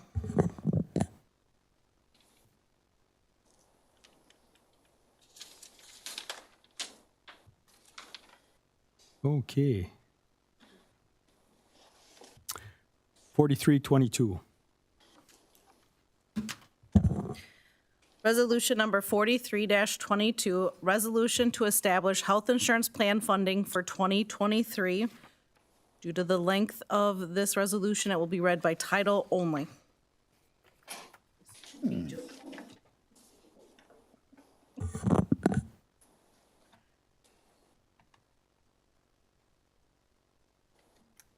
Do I hear a motion to approve? I'll make a motion to approve. McGill, is there a second? Bergeron, is there a second? So this is a resolution I have to bring forward every year. It just lays out our health plan. There are no changes. We went to self-funded health last year, so this is really our first year. Our consultants recommending a 0% increase. We won't have any plan design change, and we continue with our HRA of $600 per person, a max of 4 people, so no changes. One of the things we're very excited about is we just started conversations for a near-site clinic, which we feel is going to be really good for our employees and also a cost savings for the county. So we're starting to get down the road of self-insured, which something I've been looking forward to for about the last 2 or 3 years. So there's no change though in the health plan. Any questions?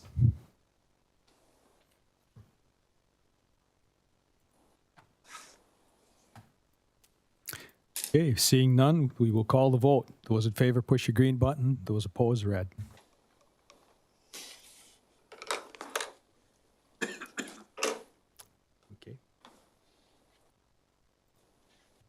18 yes, 0 no. Motion passes. 4422. Resolution 44-22, resolution to approve levy for salary adjustments in 2023. Now therefore be it resolved that $175,000 of levy funding is hereby approved to be included in the 2023 proposed county budget to be used to cover the costs of across-the-board wage adjustments commencing on July 1, 2023, forwarded to the county board by the executive committee. Do I hear a motion to approve?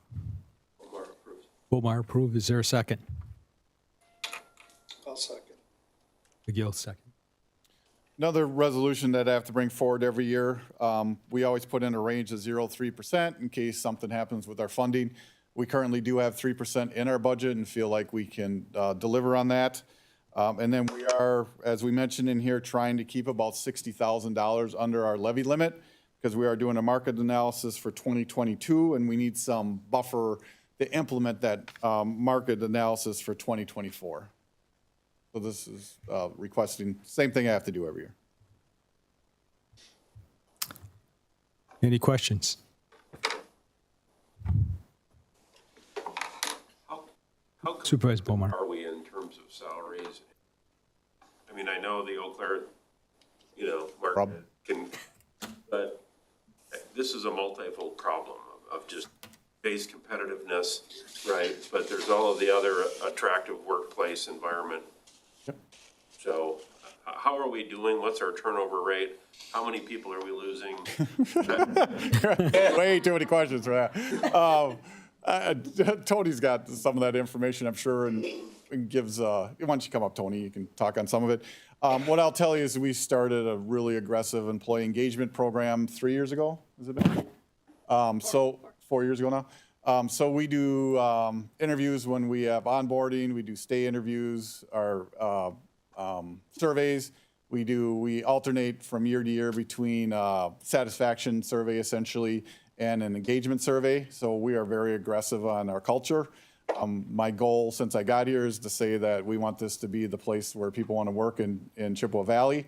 We can't compete with the money side. We're just not able. And I'll talk about that a little later, but we're seeing or hearing, raises of 6, 7, 8, 9%, quarterly raises, things like that. So we really got to concentrate on our culture and to try and be consistent. So we're trying to keep at that 3%, even when times aren't as good for some of the other industries. So that's really our strategy. And you're doing a presentation on our turnover? Or? I just did it last meeting. Yeah, I thought you did, yeah. Let's talk about it. For the HR orientation, I'm not sure if you were here for that, but I know it was a very long presentation, and it was at the end of the presentation. Might have missed. So you might have forgotten or fallen asleep. But there was lots of data on turnover, and we're actually doing better than the national averages for government sector. So, I mean, we are doing tons of, like he said, surveys and trying to address those issues. When we hear of issues during exit interview processes, we're working with our leaders. But we are not immune to what's happening though in the world right now. So we definitely have turnover, stronger turnover in some areas, the jail, telecom. We don't have strong issues of turnover necessarily in the accounting area, but it's a hard to recruit area in the fiscal side. And a lot of organizations are having that. We are not having issues in our social workers, which a lot of other communities are. When you asked about comparables with other communities, Eau Claire County does pay more than we pay. We have better benefits than they have. We just did some analysis on that. We do tend, from a culture standpoint, to draw some people here from the Eau Claire area. Barron is very high in wages, so but again, it's all, you can't do apples to apples comparison because of the benefits and the culture stuff, the culture pieces. But I guess that's an answer without data to provide. Sure, you know, I just think everyone needs to be conscious that all of this is real, and if you're not getting ahead of it, you're too far behind to deal with it. I do hear sometimes, and sometimes it's even our own leaders that say, well, everyone's dealing with this. So that's a more non-complacent response, right? They just, or complacent response. And we don't want to settle there. So we're doing a lot of things in the jail, for example. Even though all jails are going through this problem, we're still not just going to settle for that. So we have a lot of different leadership things that we're trying to help address those issues. Talk about some of your videos you're doing for explaining benefits. Yeah, I am just going to be assigning the second of a benefit series because in some of our stay surveys, people were confused. And the only way I can say that is because they were telling us that their benefits here are poor in comparison to others, and they're not. And so I've been trying to put some tools together to explain to them their benefits. That was the first series. The second series is going to be on costs. So it's going to teach employees how to compare costs since 2014. I came on board in 2015, so I have some really good data to show that, how to save costs, and then how to compare to the market. And that was the best. That was fun for me to put together. I don't know if they're going to have fun watching it, but it's required video, so they'll all be getting it at the end of this week. Great, thank you. Any other questions? Seeing none, then we will call the vote. Those in favor, push green. Those opposed, red.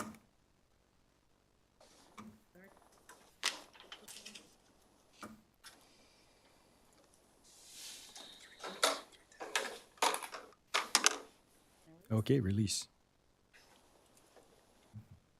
18 yes, 0 no. Motion passes. Ordinance 222, second reading.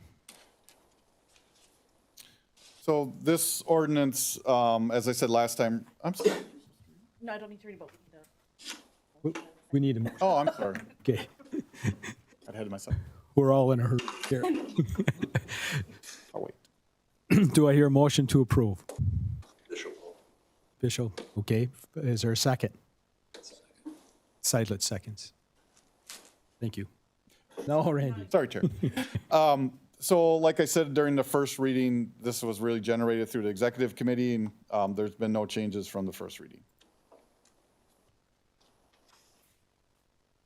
Any questions?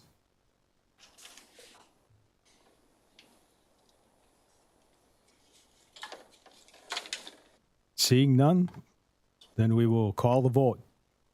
Green to approve, red to disapprove. Are we ready? Okay.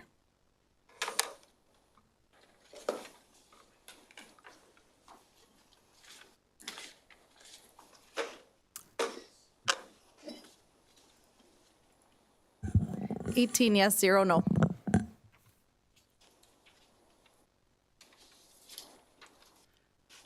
Ordinance 322.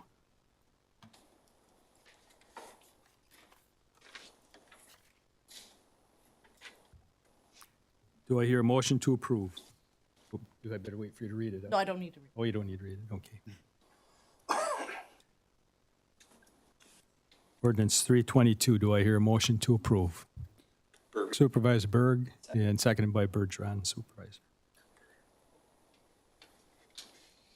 Want me to go? Yep, ready to go. So Rose is here. She's going to come up and explain some more of this, what the purpose is and kind of the background. And then I believe there are some changes that Todd's going to walk through.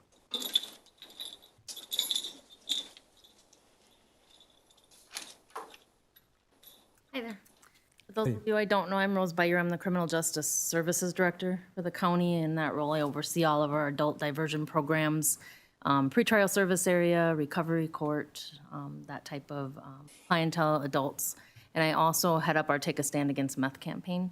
So part of the Chippewa County Crime Stoppers came out of that campaign, came out of community feedback, out of all the town hall meetings that we attended with the community members, saying they wanted some type of format to report crimes anonymously, you know, to learn more about what to look for in reporting crimes. So hence we were able to create Chippewa County Crime Stoppers. So just for clarification, Crime Stoppers actually has its own board of members that run the actual Crime Stopper program. So they oversee all of the policy procedure stuffs with the program, the anonymous tip reporting, the rewards, and things like that. What's before you today is a separate board, and it's for a crime prevention funding board. So the statute allows us in this county to create a crime prevention funding board, and it has to be made up of the individuals that are on the screen there, certain individuals. It says shall. And the purpose of the board is we can collect funds from individuals who have been convicted of a felony or misdemeanor in the county. We can collect up to $20 as an additional court cost. And at the end of that year, this Crime Prevention Funding Board can grant these funds out to an entity whose sole purpose is to help in crime prevention. So it serves twofold. It helps to hold some individuals accountable with those court costs, and it also is a sustainability plan for a program such as the Chippewa County Crime Stoppers. Right now, that's the only one I know of that is in Chippewa County. We did recruit members for that from all over the county, so we have members that represent multiple jurisdictions throughout Chippewa County on the Crime Stoppers Board. This board indicates that we have to have these members. But I think that about sums up the purpose behind it. Any questions?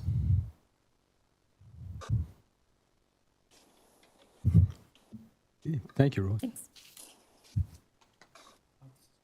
Okay, go ahead. So, as you'll see in your packet, there's just a few highlighted changes following the first reading and the discussion that was had.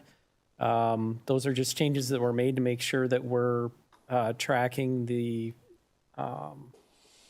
Wisconsin Statute 5954 that grants the authority to the county to create the ordinance. That just makes sure we're consistent with the statute.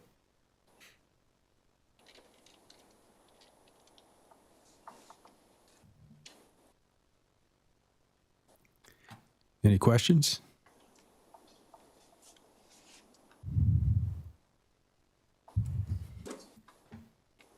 Seeing none, then we will get ready to call the vote here. Green to approve, red to disapprove.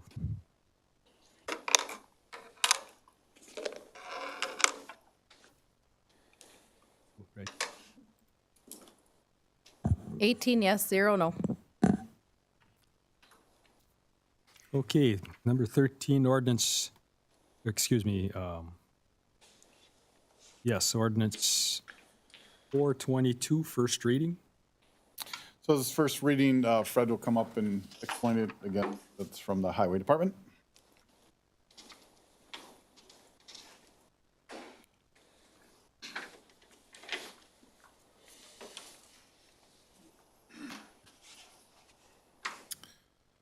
All right, so I guess I can read some of this off the explanation here.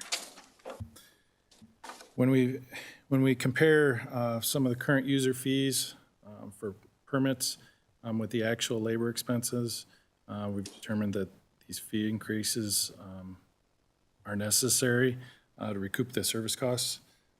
So the ones that we've got going up. Residential and ag driveways, the current permit fee is $50. This resolution is for $200 $200 permit fee plus a $100 deposit. Commercial driveways are proposed to go from $50 to $250 plus a $100 deposit. And then subdivision and side roads are currently $300 and proposed to go to $400. I believe that's right. Yeah, $400 with a $100 deposit. Now those deposits, basically, we're trying to encourage the people who get the permits and build these driveways to get back in contact with us when they're completed. As a deposit, they'll get their money back, but what this does is it allows us to get out there and make sure they did what they were supposed to, built it the way they were supposed to, because if it gets too late in the process, then things cost more to fix, and there's hard feelings and things like that. So that's the reason for the deposit. And then the final permit increase would be the ATV route applications. Currently, it's $100, and proposed is $300. And these are all based on, what the cost is to do these permits for the staff to review, and the time, involved, the labor. So I don't know if there's any questions. Any questions?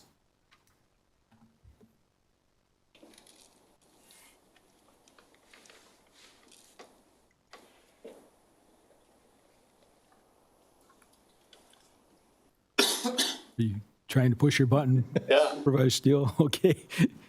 What, that's quite a jump for ATV, UTV. When you start comparing an entrance from a public or private road went up $100, and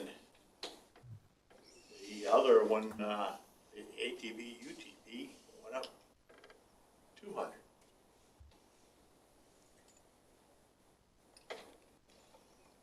Why? I guess all I can say is that the original permit fees really they're not in line with what it's actually costing to review and approve them.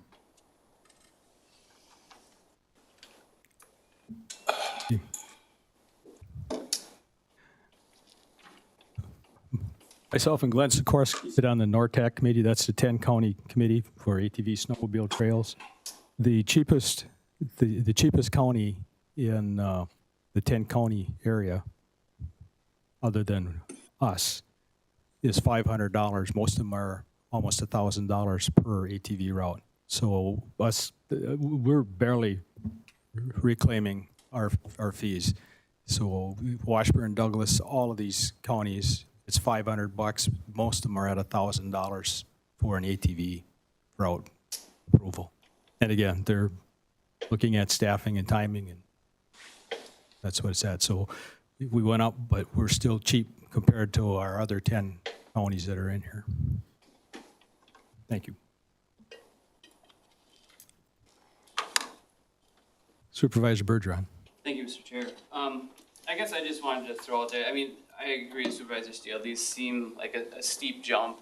And I get from the zero-sum game, salary time versus application, but it really isn't a zero-sum game. Like, in terms of, building and, access to private houses or industry or ATVs, it's a right pocket, left pocket kind of thing. I get that you're responsible for the monies in highway department, but I also don't want this to be some sort of burden. I don't want us to be I get that we're cheap for the ATV routes, but it just seems like a really big jump all at once, compared to, what we were at, and obviously we were making it happen. It just seems like a lot at once. Supervisor Mueller. Thank you, Mr. Chair. Forgive my ignorance, but I'm not an ATV or UTV guy. The permits, are these what the individual who drive the UTVs pay, or is this a different fee? Where does the fee apply? Who does it apply to? This is, so the club, it's ATV clubs. It's not the individual. Okay. So it's not like a licensing type thing for anyone who No. wants to run their No. UTV down these trails? Basically approving a section of road from point A to point B, or wherever that application is for, basically approving it as to be used by ATVs. And these is this where these trails would come on like public roads, or is this through private property, or is it both? On the roads. Oh, on roads, okay. Thank you. It seems like Supervisor Bishop? So I'm on highway, and we reviewed this last meeting, and what Brian was saying was the administrative time for himself, the sheriff, or the county, to go review the route and do all the things. We were way, even $300 doesn't recoup that cost. But what he also did say is any application for a route has to come through a committee, the Chippewa Valley ATVers or some other bigger group. So $300 to those guys is a small fundraising thing. But they also kind of review the route that's being asked prior to taking the $300 and saying, yeah, there's no way this is going to pass the point system of the application. So they're not really wasting $300. They have a pretty good idea up front if it's going to be approved or not approved. So really the $300 still doesn't recoup our cost. And the major ATV groups in the county kind of have a good idea before giving $300. So it's really a non-issue.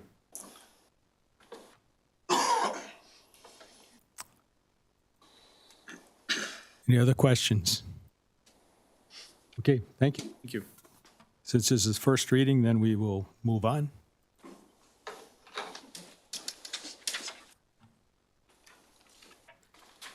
Ordinance 522, first reading. Yeah, first reading again. This one kind of has a long history, one with us working and doing some survey with our employees. But, we've been hearing, like I said earlier, of these large increases, and we just are not able to compete. So this is a way to try and be proactive in something that I feel obviously won't solve our recruitment and retention problem, but will make the county a better place to work.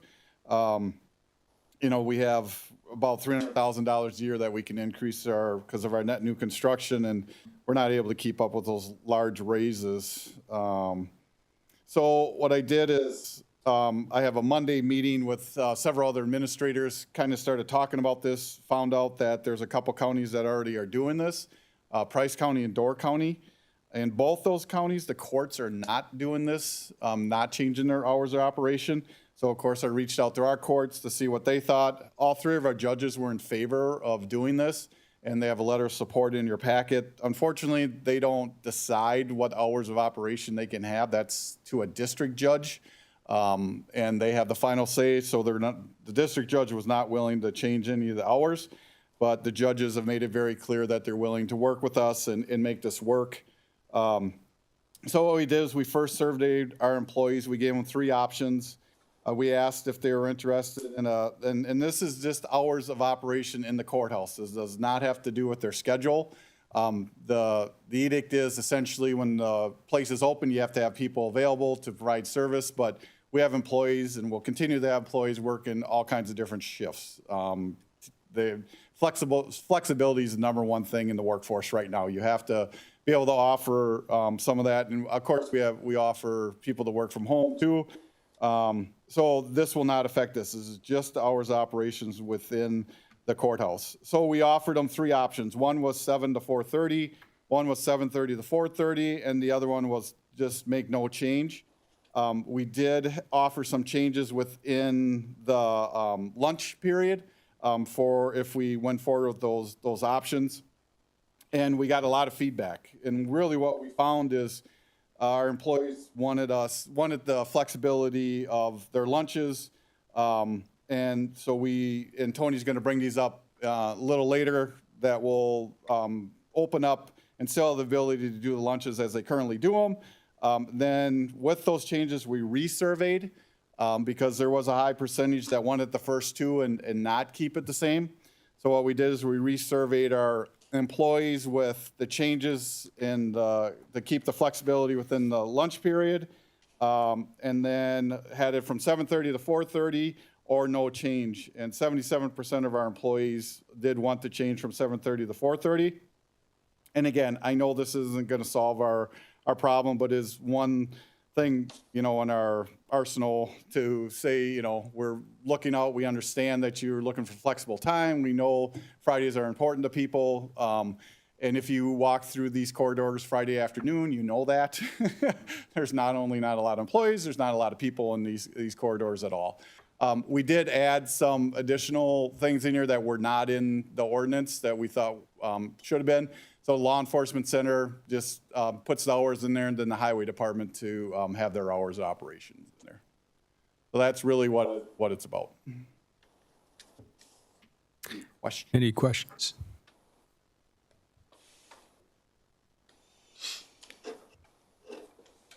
Okay. I think someone's trying. The buttons are, Heard about the okay. need for the expansion of services in the Department of Health, but yet here you're gonna close the courthouse at 11:30 on Fridays. So you're gonna shorten the amount of hours courthouse is open to the public.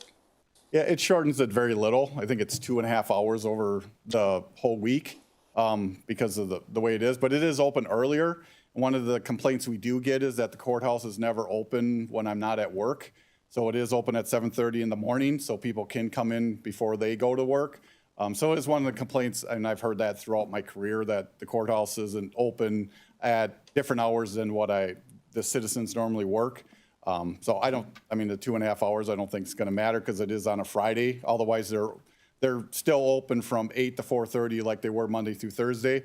We really do not get a lot of people in here Friday afternoon if anybody's ever been here. And I purposely, I've always noticed that, but I purposely for about a month walked the corridors on Fridays when I was here just to make sure I could say that. And there really aren't a whole lot of people here. So with the biggest factor being people want the courthouse open on hours other than normal work hours, 8 to 5, Monday through Friday. Is there any thought of having a Saturday? No. We want to keep employees. What I talk about all the time is we can't provide service if we don't have employees. And I'm very old school. I come from a background of you do what you're told and you do it till you can't do it anymore. That is not the way the employees are today. It is really an employee-driven workforce. And I've talked about this before, that Google got into this. Obviously we don't have the money Google and we can't do what Google does, but their whole purpose was employee-based employment.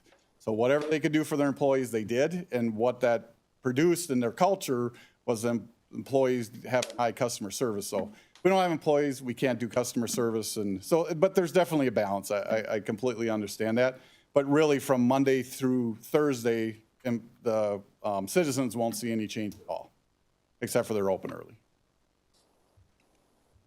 And the public health stuff is that schedule, they could still continue to work their schedule. They're not in the courthouse doing that type of work. So they still could be working 5/8, those employees, if they chose to. But all the employees are still working 40 hours. There's no reduction in their hours of work, anything like that.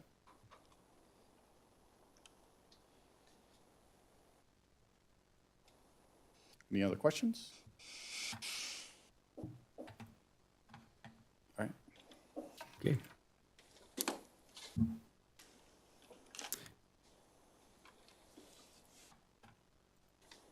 Ordinance 422, excuse me, move it down here. 15. It's 15, new longevity.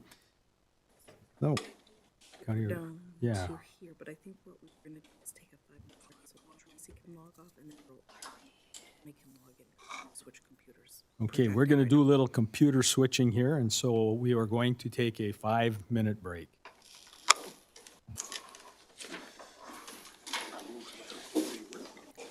thing you caught that I couldn't see my line anymore. It's all like, We just did 20 more items. That's fine. It was basically,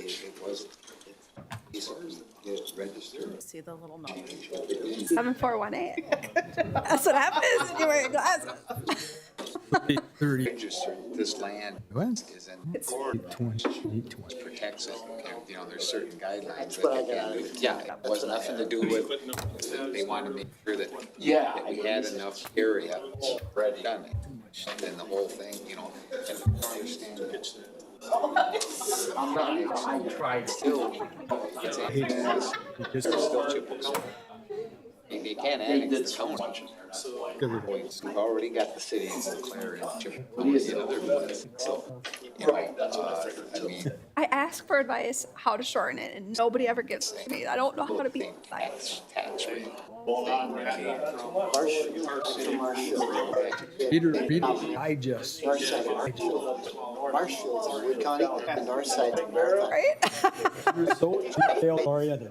You got this T's cross the ice stuff. Ask me something, I'm gonna give you a very complete answer. Like, I'm gonna watch They have the materials. Washington, that's, it's like, yeah. No, did they though? You know, Well, that off the town of Washington. That's a. that's their fault if they didn't. I'm always. That, 5. there. Yeah. No, that's what No, that's where that housing development was. Oh. Yeah. But see, that part is, then, that'll, I get a good chunk of that property stage. is a park owned by the county, owned by Yeah, you gotta. Town of Washington. Yeah, these are like 5-year cycles. And But you gotta I don't know.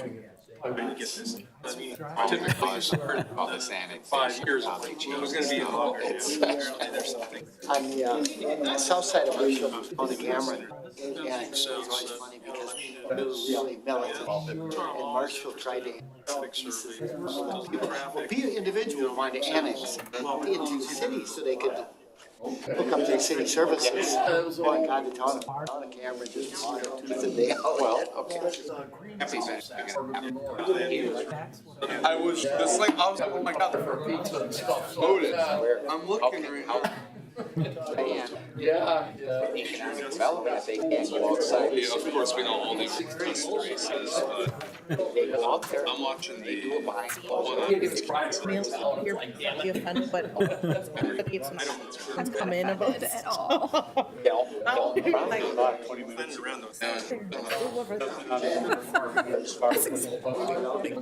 Governor, well, that's a good one. Public is. Very, very interesting. I see. 3 points. I see. They go pretty good. I can do this. Oh, yeah, I went good. Wasn't Mike a little bit? I just have such a hard time. Yeah.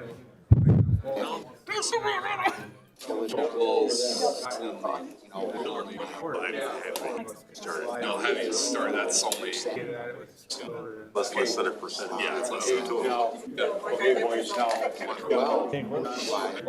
There's no way.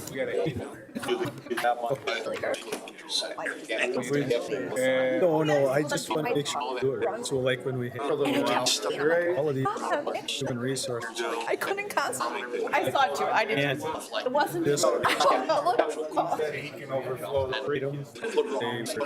What Brandon Tank wasn't doing the following I couldn't three. try. What we had, we're hoping, maybe the professor. I could do that. Any questions? We can discuss ours. Not talking about that. Professor for one of those days. She asked. Oh, that's why. And what did Todd say? Trying to keep. You're gonna hear from Yeah. Mr. Adams. Just every road. Practice. Doesn't mean. Plate cooler, yeah. Okay, that'll help quite a bit. That'll help. You know, I mean, there's literally a page of stuff, like a page and a half. I did. So I tried to like, which things do I think? But even some of those, now that I've talked about them, did I really need? I probably could have left some of the other ones. Made one comment. That's my interpretation. Worked at They're not right, are they? No. Everyone back in. Those refrigerator. at 20. Everyone's back and we're ready. Okay, please come to order. I think. I agree. Okay, all right. It is, well, I just want to give a notice that if you see me texting and emailing right now, it's because the polls close at 8 o'clock and I have lots of questions and things to deal with. So I'm not trying to be rude, and don't think that I'm watching like movies up here. So thanks. Longevity bonus. ready? Yep. All right. So the agenda got moved a little bit from the executive committee. So there's a memo on the very last agenda item that I put into the packet. And the reason for that is because there's 3 buckets of changes that we're bringing forward. There's 3 new policies, which actually got moved to the front. So we're going to go through those first. And then we have the HR policy manual that's already been approved by the board with some track changes. And within those track changes, I tried hard to come up with a list of things that I didn't need to actually explain here today to shorten the time to go through it. And then I have those that I'm going to talk about. So that's kind of the order that we're going to restructure this. So this is the memo that is in your packet if you wanted to follow along just with the page numbers. So the first policy that we're going to go through is a new policy. It's called longevity bonus. And before I even go into these, one thing I do want to mention is this is the first reading. So if you have any questions at all, make sure that you give us a call in between, because that's the opportunity for you to do that. And then we can always bring back some changes if there are any. Secondly, some of these new policies came through a lot of conversation, but also from some of those surveys that we talked about earlier, the state survey, the engagement surveys, and just feedback that we get through our normal process and of just working with our employees. This one specifically, the day that we were brainstorming some of the recruitment type of strategies, Tracy actually mentioned this, and it turned into me going out and doing some research. It also did come up in our stay survey of what are we doing for our current employees. We're doing a lot of focus on recruitment because of the turnover issues, but what are we doing to retain and keep employees? And so we researched tons of different longevity programs out there, online within the other county structures, and this is the proposal that we're bringing forward to the board today. It can stay within our fiscal abilities, but also kind of start somewhere with some milestones. And so I'm going to go through this. The purpose, of course, is to recognize employees. The eligibility of this policy and this bonus would be for full-time and part-time employees. All full-time and part-time employees who are currently working and eligible and have a years of service that are within this milestone as of May 1st each year. So we'll have a spreadsheet. Lori put a spreadsheet together for us to do some costing. And basically the first bonus, for example, would be in May of 2023. So effective May 1st of 2023, everyone who has a milestone in any of these in this schedule would get that specific amount on the second check in May. Full-time and part-time employees with consecutive service that equals this as of May 1st of 2023. And so that bonus will be paid in a lump sum on the second check in May.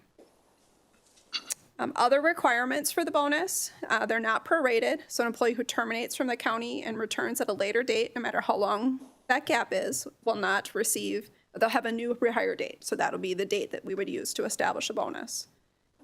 However, if a break in service is a result of FMLA or county medical leave, a work comp leave situation, that would not reduce their eligibility. However, they would not get paid until they've returned and worked 2 payrolls. And then we would make that bonus up at that time. If an employee transfers, the cost of that longevity bonus will come out of the fund of, or the salary account of the department that the employee is working at that check. And then the last item there, number 4 on this page, was actually after we had started brainstorming this. This came up from a lot of employees and department heads. When people retire, if they retire and they would have otherwise been eligible for the bonus, so say they were been here for 25 years, and they aren't going to be here on May 1st when it's actually paid, but their last day of work is December that previous year 1st, and they already hit their 25-year anniversary, we will pay that out then on their last check, their retirement check. This would not apply to those who resign. This is just for those who are retiring. Any questions on this policy? Any questions? Now, is this a separate agenda item? Do we have to vote? Nope. Nope, okay, sorry. First readings. Oh, yeah, sorry. I'm generally supportive of supporting employees. I want everybody to be happy and rewarded. My concern is, and I don't know how to separate this all out, but some of this seems like just seat time. I've been around a long time, so I get a bigger reward. Versus, are we making sure that we're paying market wages and being competitive that way? I think we're trying to do both with this. And so we do a market analysis every 2 years. This last year, because of COVID, it's going to be a 4-year span before we're doing that. So we're trying to make sure that we're staying within the market. That is the goal for their wages. But then there's this additional, we have a lot of people who've been here a long time. And sure. And so that's why I think. which, to me, is really a good message. We have a lot of people who've been here a really long time, so that makes me believe that the county is doing things right, or doing the best of their ability to be right. But I don't want this to be, it really is I want to make sure that we're paying salaries appropriately, so this isn't kind of buried as some catch-up, because we haven't been paying people appropriately. Does that make sense? Yep, and I don't think, I can say that's never been part of our conversation. I guess in theory, when you think about a wage schedule, usually there's a min and a max. And again, this is in theory, we don't have this happening just about yet, but usually about 10 to 12 years that you've been with an organization, you'll hit a max. And it depends on every organization. And so these bonuses that are higher for those who've been here longer, those are people who are probably stuck at their max that they're going to be at. And so they get a bonus, but they don't ever increase their hourly wage. And so this is another opportunity for us to be able to reward them for staying with Chippewa County. Okay, thank you. Supervisor Mueller. Thank you, Mr. Chair.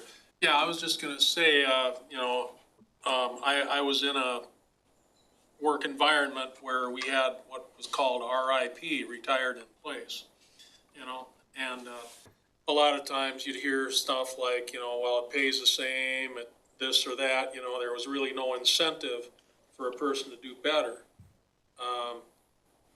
We ended up with a new boss and things suddenly changed. He was kind of a broom, cleaned out all the attitude problems, you might say, and suddenly we were a more vibrant organization. And a lot of it, I think, had to do with, certain incentives, including bonuses, that type of thing. So I'm really happy to see that. Again, it's, I think what also takes place, and I think that's already been covered, is the employee evaluation process. I mean, if an employee's not doing their job, their supervisor's going to know it. And I would think there's a process that will take care of that. So I'm guessing, I haven't, dove into this organization, but, I do have a little bit of an understanding how things can go from an operational level, from a line level especially. So, thank you for letting me spout off. Okay. Any other questions on that one? All right. Okay. The second new policy that's up on the screen is the employee referral award. So kind of the opposite, this is more of a recruitment strategy. So the purpose of this is to establish guidelines for an employee referral award. We'd like to encourage employees to seek out and refer people who know to apply for open positions. We feel that they're the most equipped to know our culture, to know government service, and to know their friends or family members or people that they've worked with to refer those individuals to Chippewa County. The eligibility for this reward would be any active employee. The process would be that the employee would fill out a form. So we'll create a form. We've got a draft in process. They would fill that out on the employee portal, and they would submit that no later than the last day of the close of the recruitment.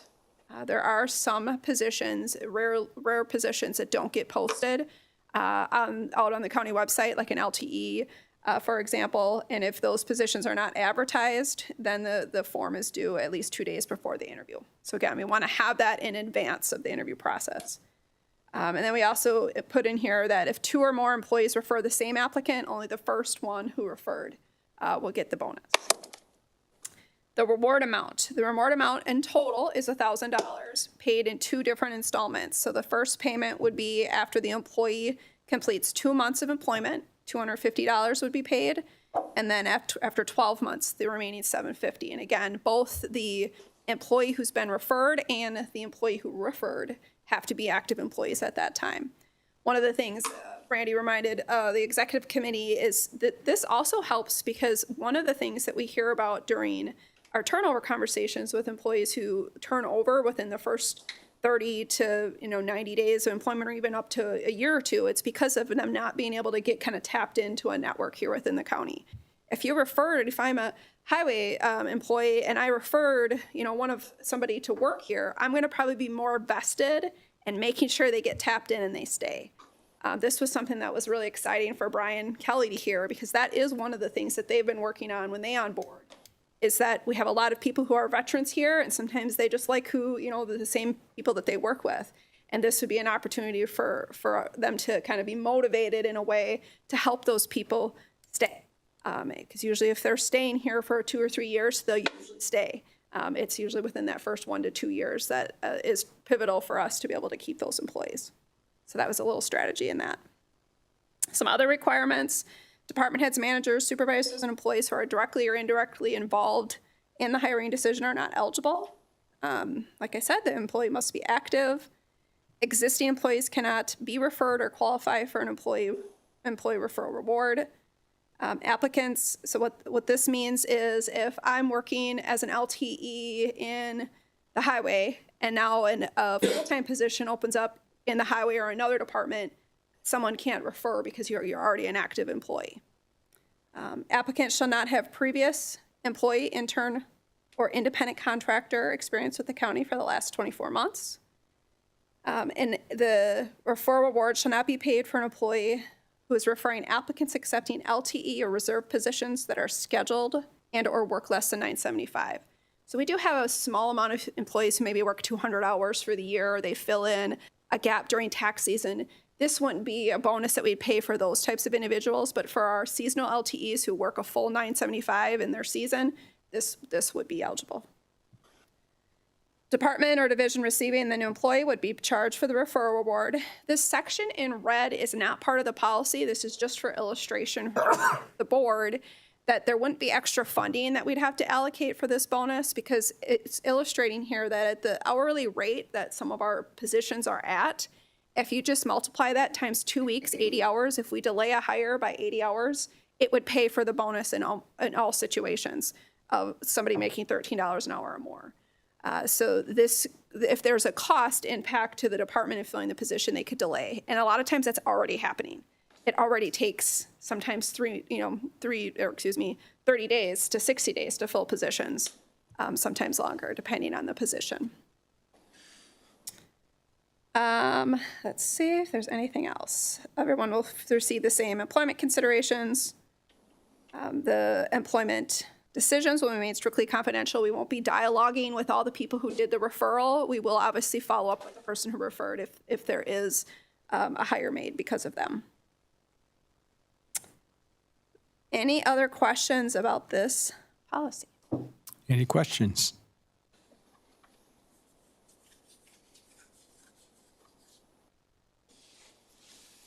Good. All right, the next one is funeral leave. So the purpose of funeral leave is just as it states, the policy is to establish some guidelines to pay an employee for time off in the event of the death of a loved one. The purpose of funeral leave is to allow time off for the employee to, and then there's a long list of different things that that employee might be doing. They don't have to tell us that that's what they're doing, but that's the intention and that's the purpose of the policy, that they would have time off to be able to do those things. Eligibility. The policy shall apply to all full-time and part-time employees who've been with Chippewa County for 30 days or more. Family member definitions. And so a lot of standard policies kind of have differences for how much time is paid depending on the type of family member that they are. We try to be very intentional with our employees during this conversation, not to say that it's because of someone's importance or that these are the people that are more important, but what we hear time and time again is that these take more time. So if a spouse, child, or parent dies, there's a lot more planning, there's a lot more involvement that you have in all of those details from the funeral to after death. And so that's the reason, as well as just looking at other organizations and what they're offering. So family group 1 is, just like I said, spouse, parent, and child, with obviously those things clarified. Family members 2 are defined there. And then the third category that would allow someone some paid time would be a county board supervisor or a county employee who passes away, and somebody wants to attend that funeral. That would qualify them for time off as well. So the amount of time is then defined under letter D according to those 3 groups. So family group 1 would get 5 days or no more than 40 hours. Family group 2 would be 3 days, no more than 24 hours. And county board supervisor would be up to an employee up to 4 hours paid at the employee straight time. The difference with number 3 is it's at the department head's discretion, because if somebody, for example, passed away in a department, then that whole department, depending on what the needs are from a customer service standpoint, might not all be able to go to the funeral. Maybe they could tag team and some could go to there would be some coordination that would have to happen. So that's why that is there for number 3. Part-time employees are eligible, but at a prorated amount, and so we define that there. Other requirements. The employee will not be approved. Funeral leaves will not be approved if the employee is on a paid or unpaid leave of absence. So we'll work through that process with anybody who might be already on a work comp or maybe on an FMLA, and we would work through them to explain that. Funeral leave may be taken continuously or non-continuously. So that means that they could take it the day of death, they could take it then 3 to 4 days later for the funeral, and then maybe another day to help with estate planning. So they could split up that time. The goal would be that this funeral leave should be taken within 30 days of death unless approved by the Department of Ed and Human Resources. And we heard this a lot over COVID, and then this also can happen during the winter months if somebody has some kind of a service of some sort in the summer months. So we would take those things into consideration. Would be counted for overtime purposes, similar to PTO. They would only be paid if it was a normally scheduled work day or work shift. The funeral leave is limited to 10 days or no more than 80 hours within any calendar year. There's a form that we will create to process this. We will require an obituary or some other kind of documentation that has the following information on it in number 8. Additional time can be granted off above and beyond this with department head approval using PTO. And then, let's see, the county recognizes, again, that individuals designated in the policy may not be recognized, but there is PTO available. So if somebody had a non-family member or a cousin or something. And then funeral leave is not applicable to pets. It's the final touch to that policy. I was sad. Any questions on funeral leave? I disagree. Any questions? Bootsy eyes. Supervisor Bomar? I don't say this flippantly. What if the pet was a service animal? It's not covered.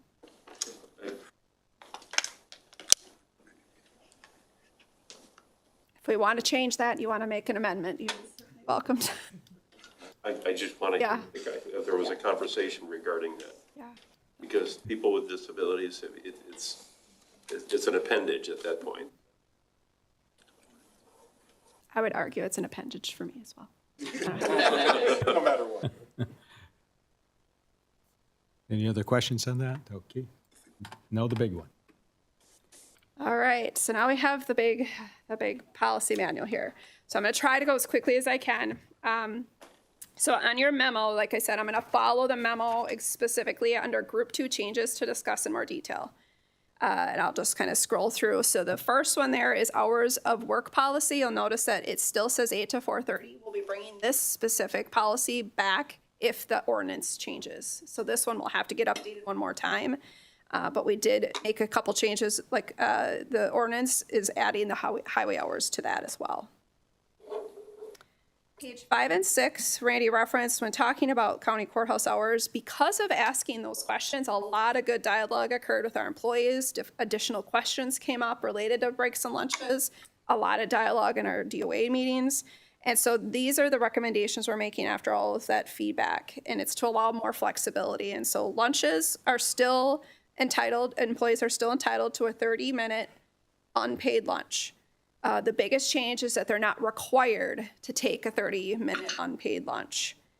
Lunch periods are not required when approved by the department head, but shall not result in the employee working unapproved. Still, department head to make sure that they don't have overtime. So the goal would be to make sure that we still watch our overtime. And then the rest of this section has been stricken. And so you'll see right under here, like you can see where my cursor is, we did have issues where employees maybe would take a couple hours off in the day and they were still working 6 hours. And so maybe they were working 8, they wanted to work 8 to 2 that day. But because of this policy, it was saying that they had to take a lunch. So now they had to work 8 to 2:30 and take a half-hour lunch at noon. And so some of those nuances we were able to correct and offer some flexibility. Breaks, we just redefined to make it a little bit more clear. It used to have some 4-hour consecutive worked language. Now it just says that one will be in the first half of the workday and one will be in the second half as the position allows. And then the scheduling, we have had a past practice of if department head approves, employees can combine their breaks and lunches. And so we clarified that and asked that if that happens, that it's noted on their timesheet. So if somebody's working an 8 to 4:30, they took an hour lunch because they combined some breaks, they're only going to record a half-hour lunch, and it doesn't appear then on the timesheet that they were gone for an hour. So there should be a note then on the timesheet, and so that's what that inclusion is. And then during paid break periods, employees should remain on premises unless approved by the department head. It is acceptable for employees to use paid breaks or outdoor or indoor walks or for smoking breaks. This question came up, so we just clarified it for employees who are asking. And then E has been a practice that Randy actually formally announced, I think closely after he started, that he really wanted to make sure that we had a practice of. So now we just put it in a policy, which is that department heads should make every effort to keep offices open during breaks and lunches. But if that can't happen, that a sign needs to be placed and visible so that the public knows when the department will reopen. It is very uncommon, but at least there's a sign if that does need to happen. All right, next we have holiday.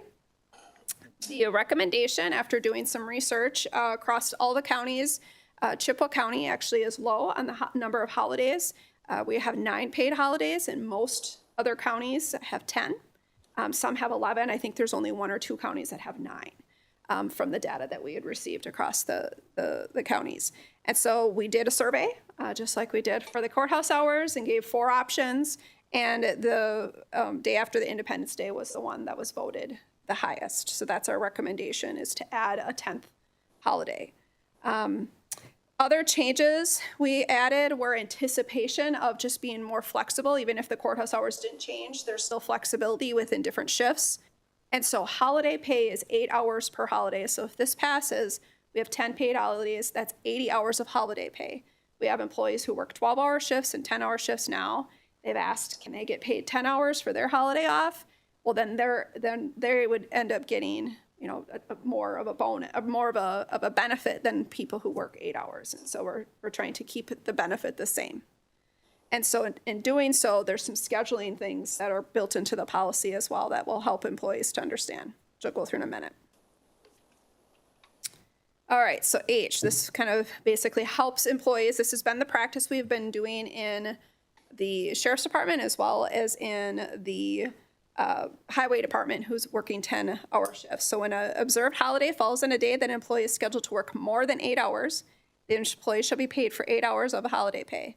The employee shall use PTO, comp time, or work a flexible schedule to make up additional hours within that same work week. One of the strategies that Highway does is between Thanksgiving and Christmas, since there's 2 holidays and it's harder to make those times up, they actually go to straight 8s between those times. So then they can work 3 8-hour days for 24 hours. They get two the Thanksgiving and the day before and the day of Thanksgiving or day after off. And then they don't have to burn their PTO or use comp. Similarly, when an observed holiday falls on a day that an employee is scheduled to work less than 8 hours, so for example, if it fell on a Friday and they worked 4 hours that day, the employee shall flex their schedule during the week to work less hours on other days, so not to earn overtime or compensatory time without department head approval. Flexible schedules during the week of a holiday shall be established and approved by the department head to best meet the needs of the department for efficient operations, to reduce overtime or comp time, and to remain open during established business hours. So this will take some planning. I've already tried to help kind of strategize those conversations with some of our department heads.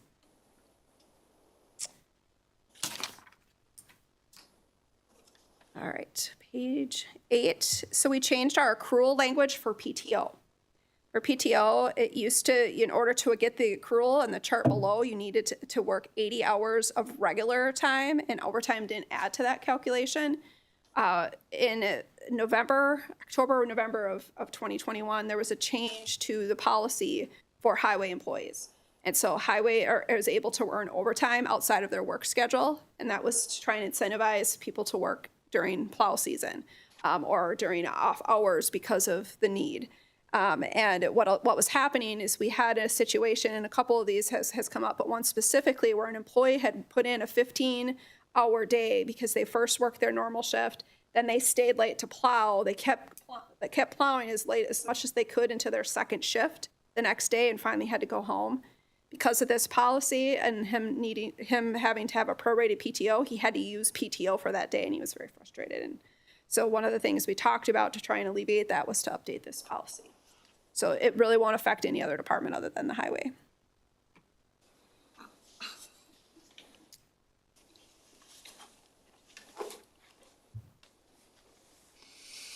All right, this section, unpaid time for exempt employees. This was just probably an oversight when the PTO policy was created. Whenever you have a PTO policy and you also employ exempt level employees, which means salary, employees who are paid salary, by law under FLSA, you have to pay an employee regardless if they come in even for an hour if they're exempt, unless you have a policy that spells this specific language out. We haven't had this come up because our exempt employees have a lot of PTO probably, and that's probably why it's probably never come up. But if it did come up and someone had exhausted all of their PTO and then had a situation where they were working a couple hours, we'd have to pay them their full salary unless you had this policy. So that's why we added this, to protect the county in those situations if that were to occur. Page 15 to 28, I'm not going to go through. I just wanted to make a statement that there's a lot of changes, or appears to be a lot of changes, a lot of things stricken out or moved. All that we did is we updated the policy to be a little bit more clear because there was a lot of duplicated content. So there's times where we struck it out because it was in another location. The other thing that we had a goal of doing since our team had been with the county for the last 5 to 7 years is to remove things that are in the law. FMLA is already a law. You don't have to restate it in policy. You just have to, in policy, say how you're going to comply with the law. And so we cleaned it up and shortened it, and we really made it kind of more of a continuous document that employee could actually read and, I hope, understand that this is the flow, that how we're going to comply with the law. And so there isn't any changes that are in it, but I just wanted to say it looks like there's a lot of movement in that section.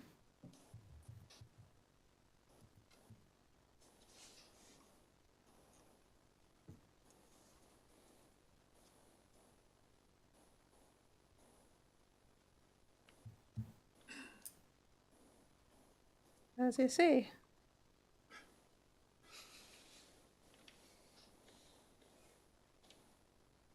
County medical, this is a practice that we've had that's not been in the policy. It's just not clear, but employees may request a continuous, not intermittent leave when using county medical. So that was put on here as well.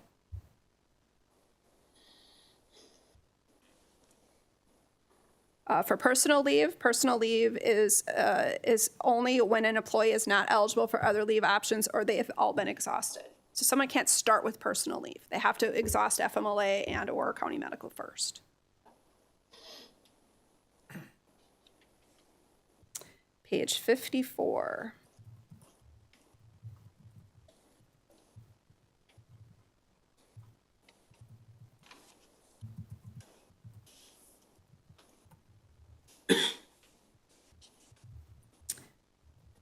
WRS requires at the end of every year, if you have non-exempt employees with a comp time balance, that you are then, when it's eventually paid out, that you quantify when they earn that time. And because of that complexity, the recommendation by the finance director, a lot of other counties are doing this, is moving to a practice of every year at year end, anybody who's a non-exempt employee who's earned comp time will have it paid out on the last check so that they start the new year with a zero comp time. Then we don't have to follow and keep track of when those comp time hours were accrued. So that's the reason for this. This is not common for our hourly employees to earn comp time. It's in a small amount in comparison to our exempt level employees, but we do have some that are earning comp time. Page 56, an on-call pay. So one thing that we noticed this last holiday season is somebody who worked on Christmas Day because Christmas Day was actually on a weekend, was paid a weekend Saturday, $50 a day, because the policy said that $100 a day was only paid on observed holidays. So the person who worked on the 26th actually got the $100, and the person who worked on Christmas Day got the $50. And that wasn't something that I was really aware of or understood in practice. I actually called Andy, whose department also has on-call pay. We only have 3 departments who have it. And his practice was to, if somebody was on the observed holiday, they also had the holiday. So then it's kind of a wash. But going forward, the recommendation is to make sure that an employee gets $100 for the observed holiday as well as the actual holiday. The cost difference would be $400 for any of those 3 departments who might have somebody if the holiday falls on a weekend. All right, 86 and 87 was a recommendation by Randy to the recruitment section. And our current process, when a new position is brought to the county board, it has historically it's been for full-time and part-time positions and not LTEs. So if someone were to move from a part-time to a full-time, he would, in theory then, or per policy, have authority to move them from part-time to full-time. He felt strongly that there's a large fiscal impasse with our benefits, that should be something that comes before the board. So his recommendation is to say that we can move somebody from full-time, that he has authority to move them from full-time to part-time, but not from part-time to full-time. And then he also struck department head or elected official requests to combine 2 existing part-time positions into a full-time position. Again, those are 2 unbenefited, health insurance benefited positions. There's a large fiscal impact. We will be bringing those as a resolution to the board if that happens.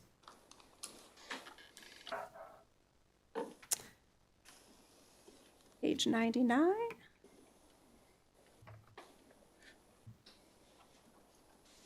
We currently offer retiree health coverage, and what that is it's the health insurance at the current time at full cost to the employee. And so the employees, we have only 4 at this time who are currently on the retiree health insurance. They have a single plan. Typically what we see is an employee will do it, 1, because they don't like change, and 2, because they just didn't do the research. And then what sometimes will happen is they'll realize that there's other more cost-effective ways to get their health insurance, and then they'll drop the plan. And so we don't, when you look at the market and other options within the area, there's actually more affordable, better options. And so by actually removing this benefit, we're actually helping our employees. Although I know the perception, it might not always feel that way. So when we roll this out, if this is approved, this would be something that we'd explain to employees and kind of maybe also help them maybe understand where they can go and give them some resources where they can research for other benefits. They still have COBRA, so they would still have COBRA, which is essentially the exact same coverage. The difference with retirees, they could have it until they're Medicare eligible, where COBRA is only 18 months. So that is a difference as well.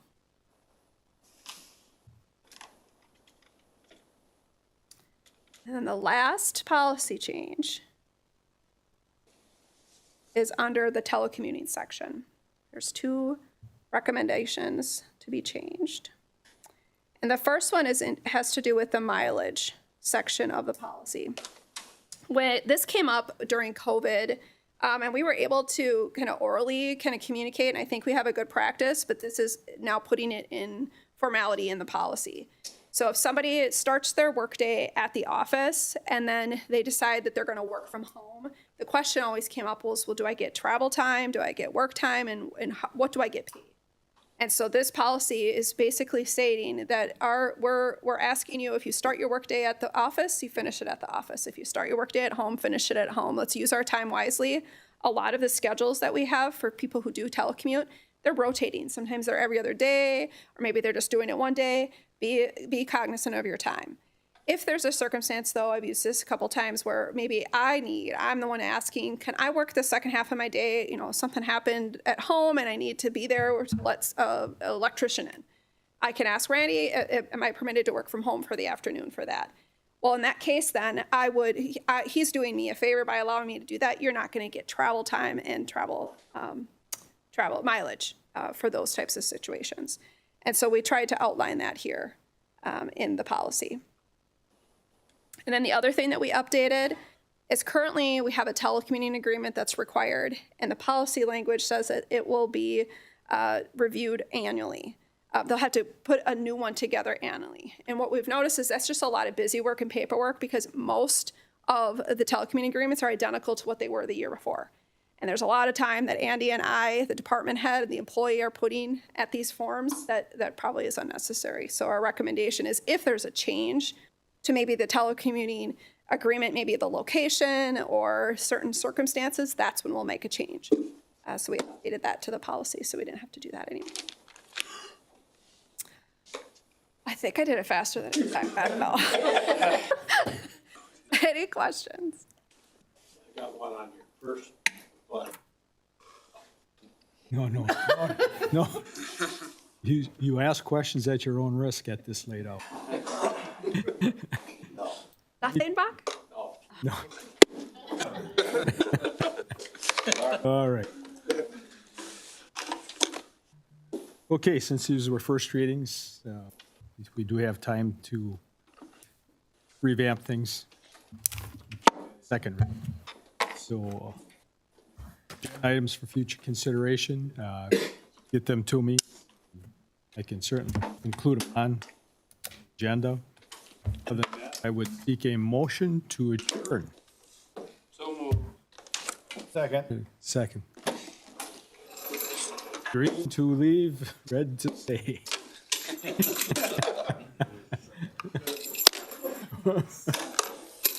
I think it'll 11 or 8, 18.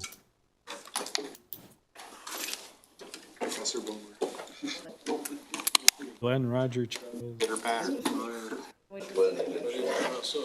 Hey, Glenn. You're not on there.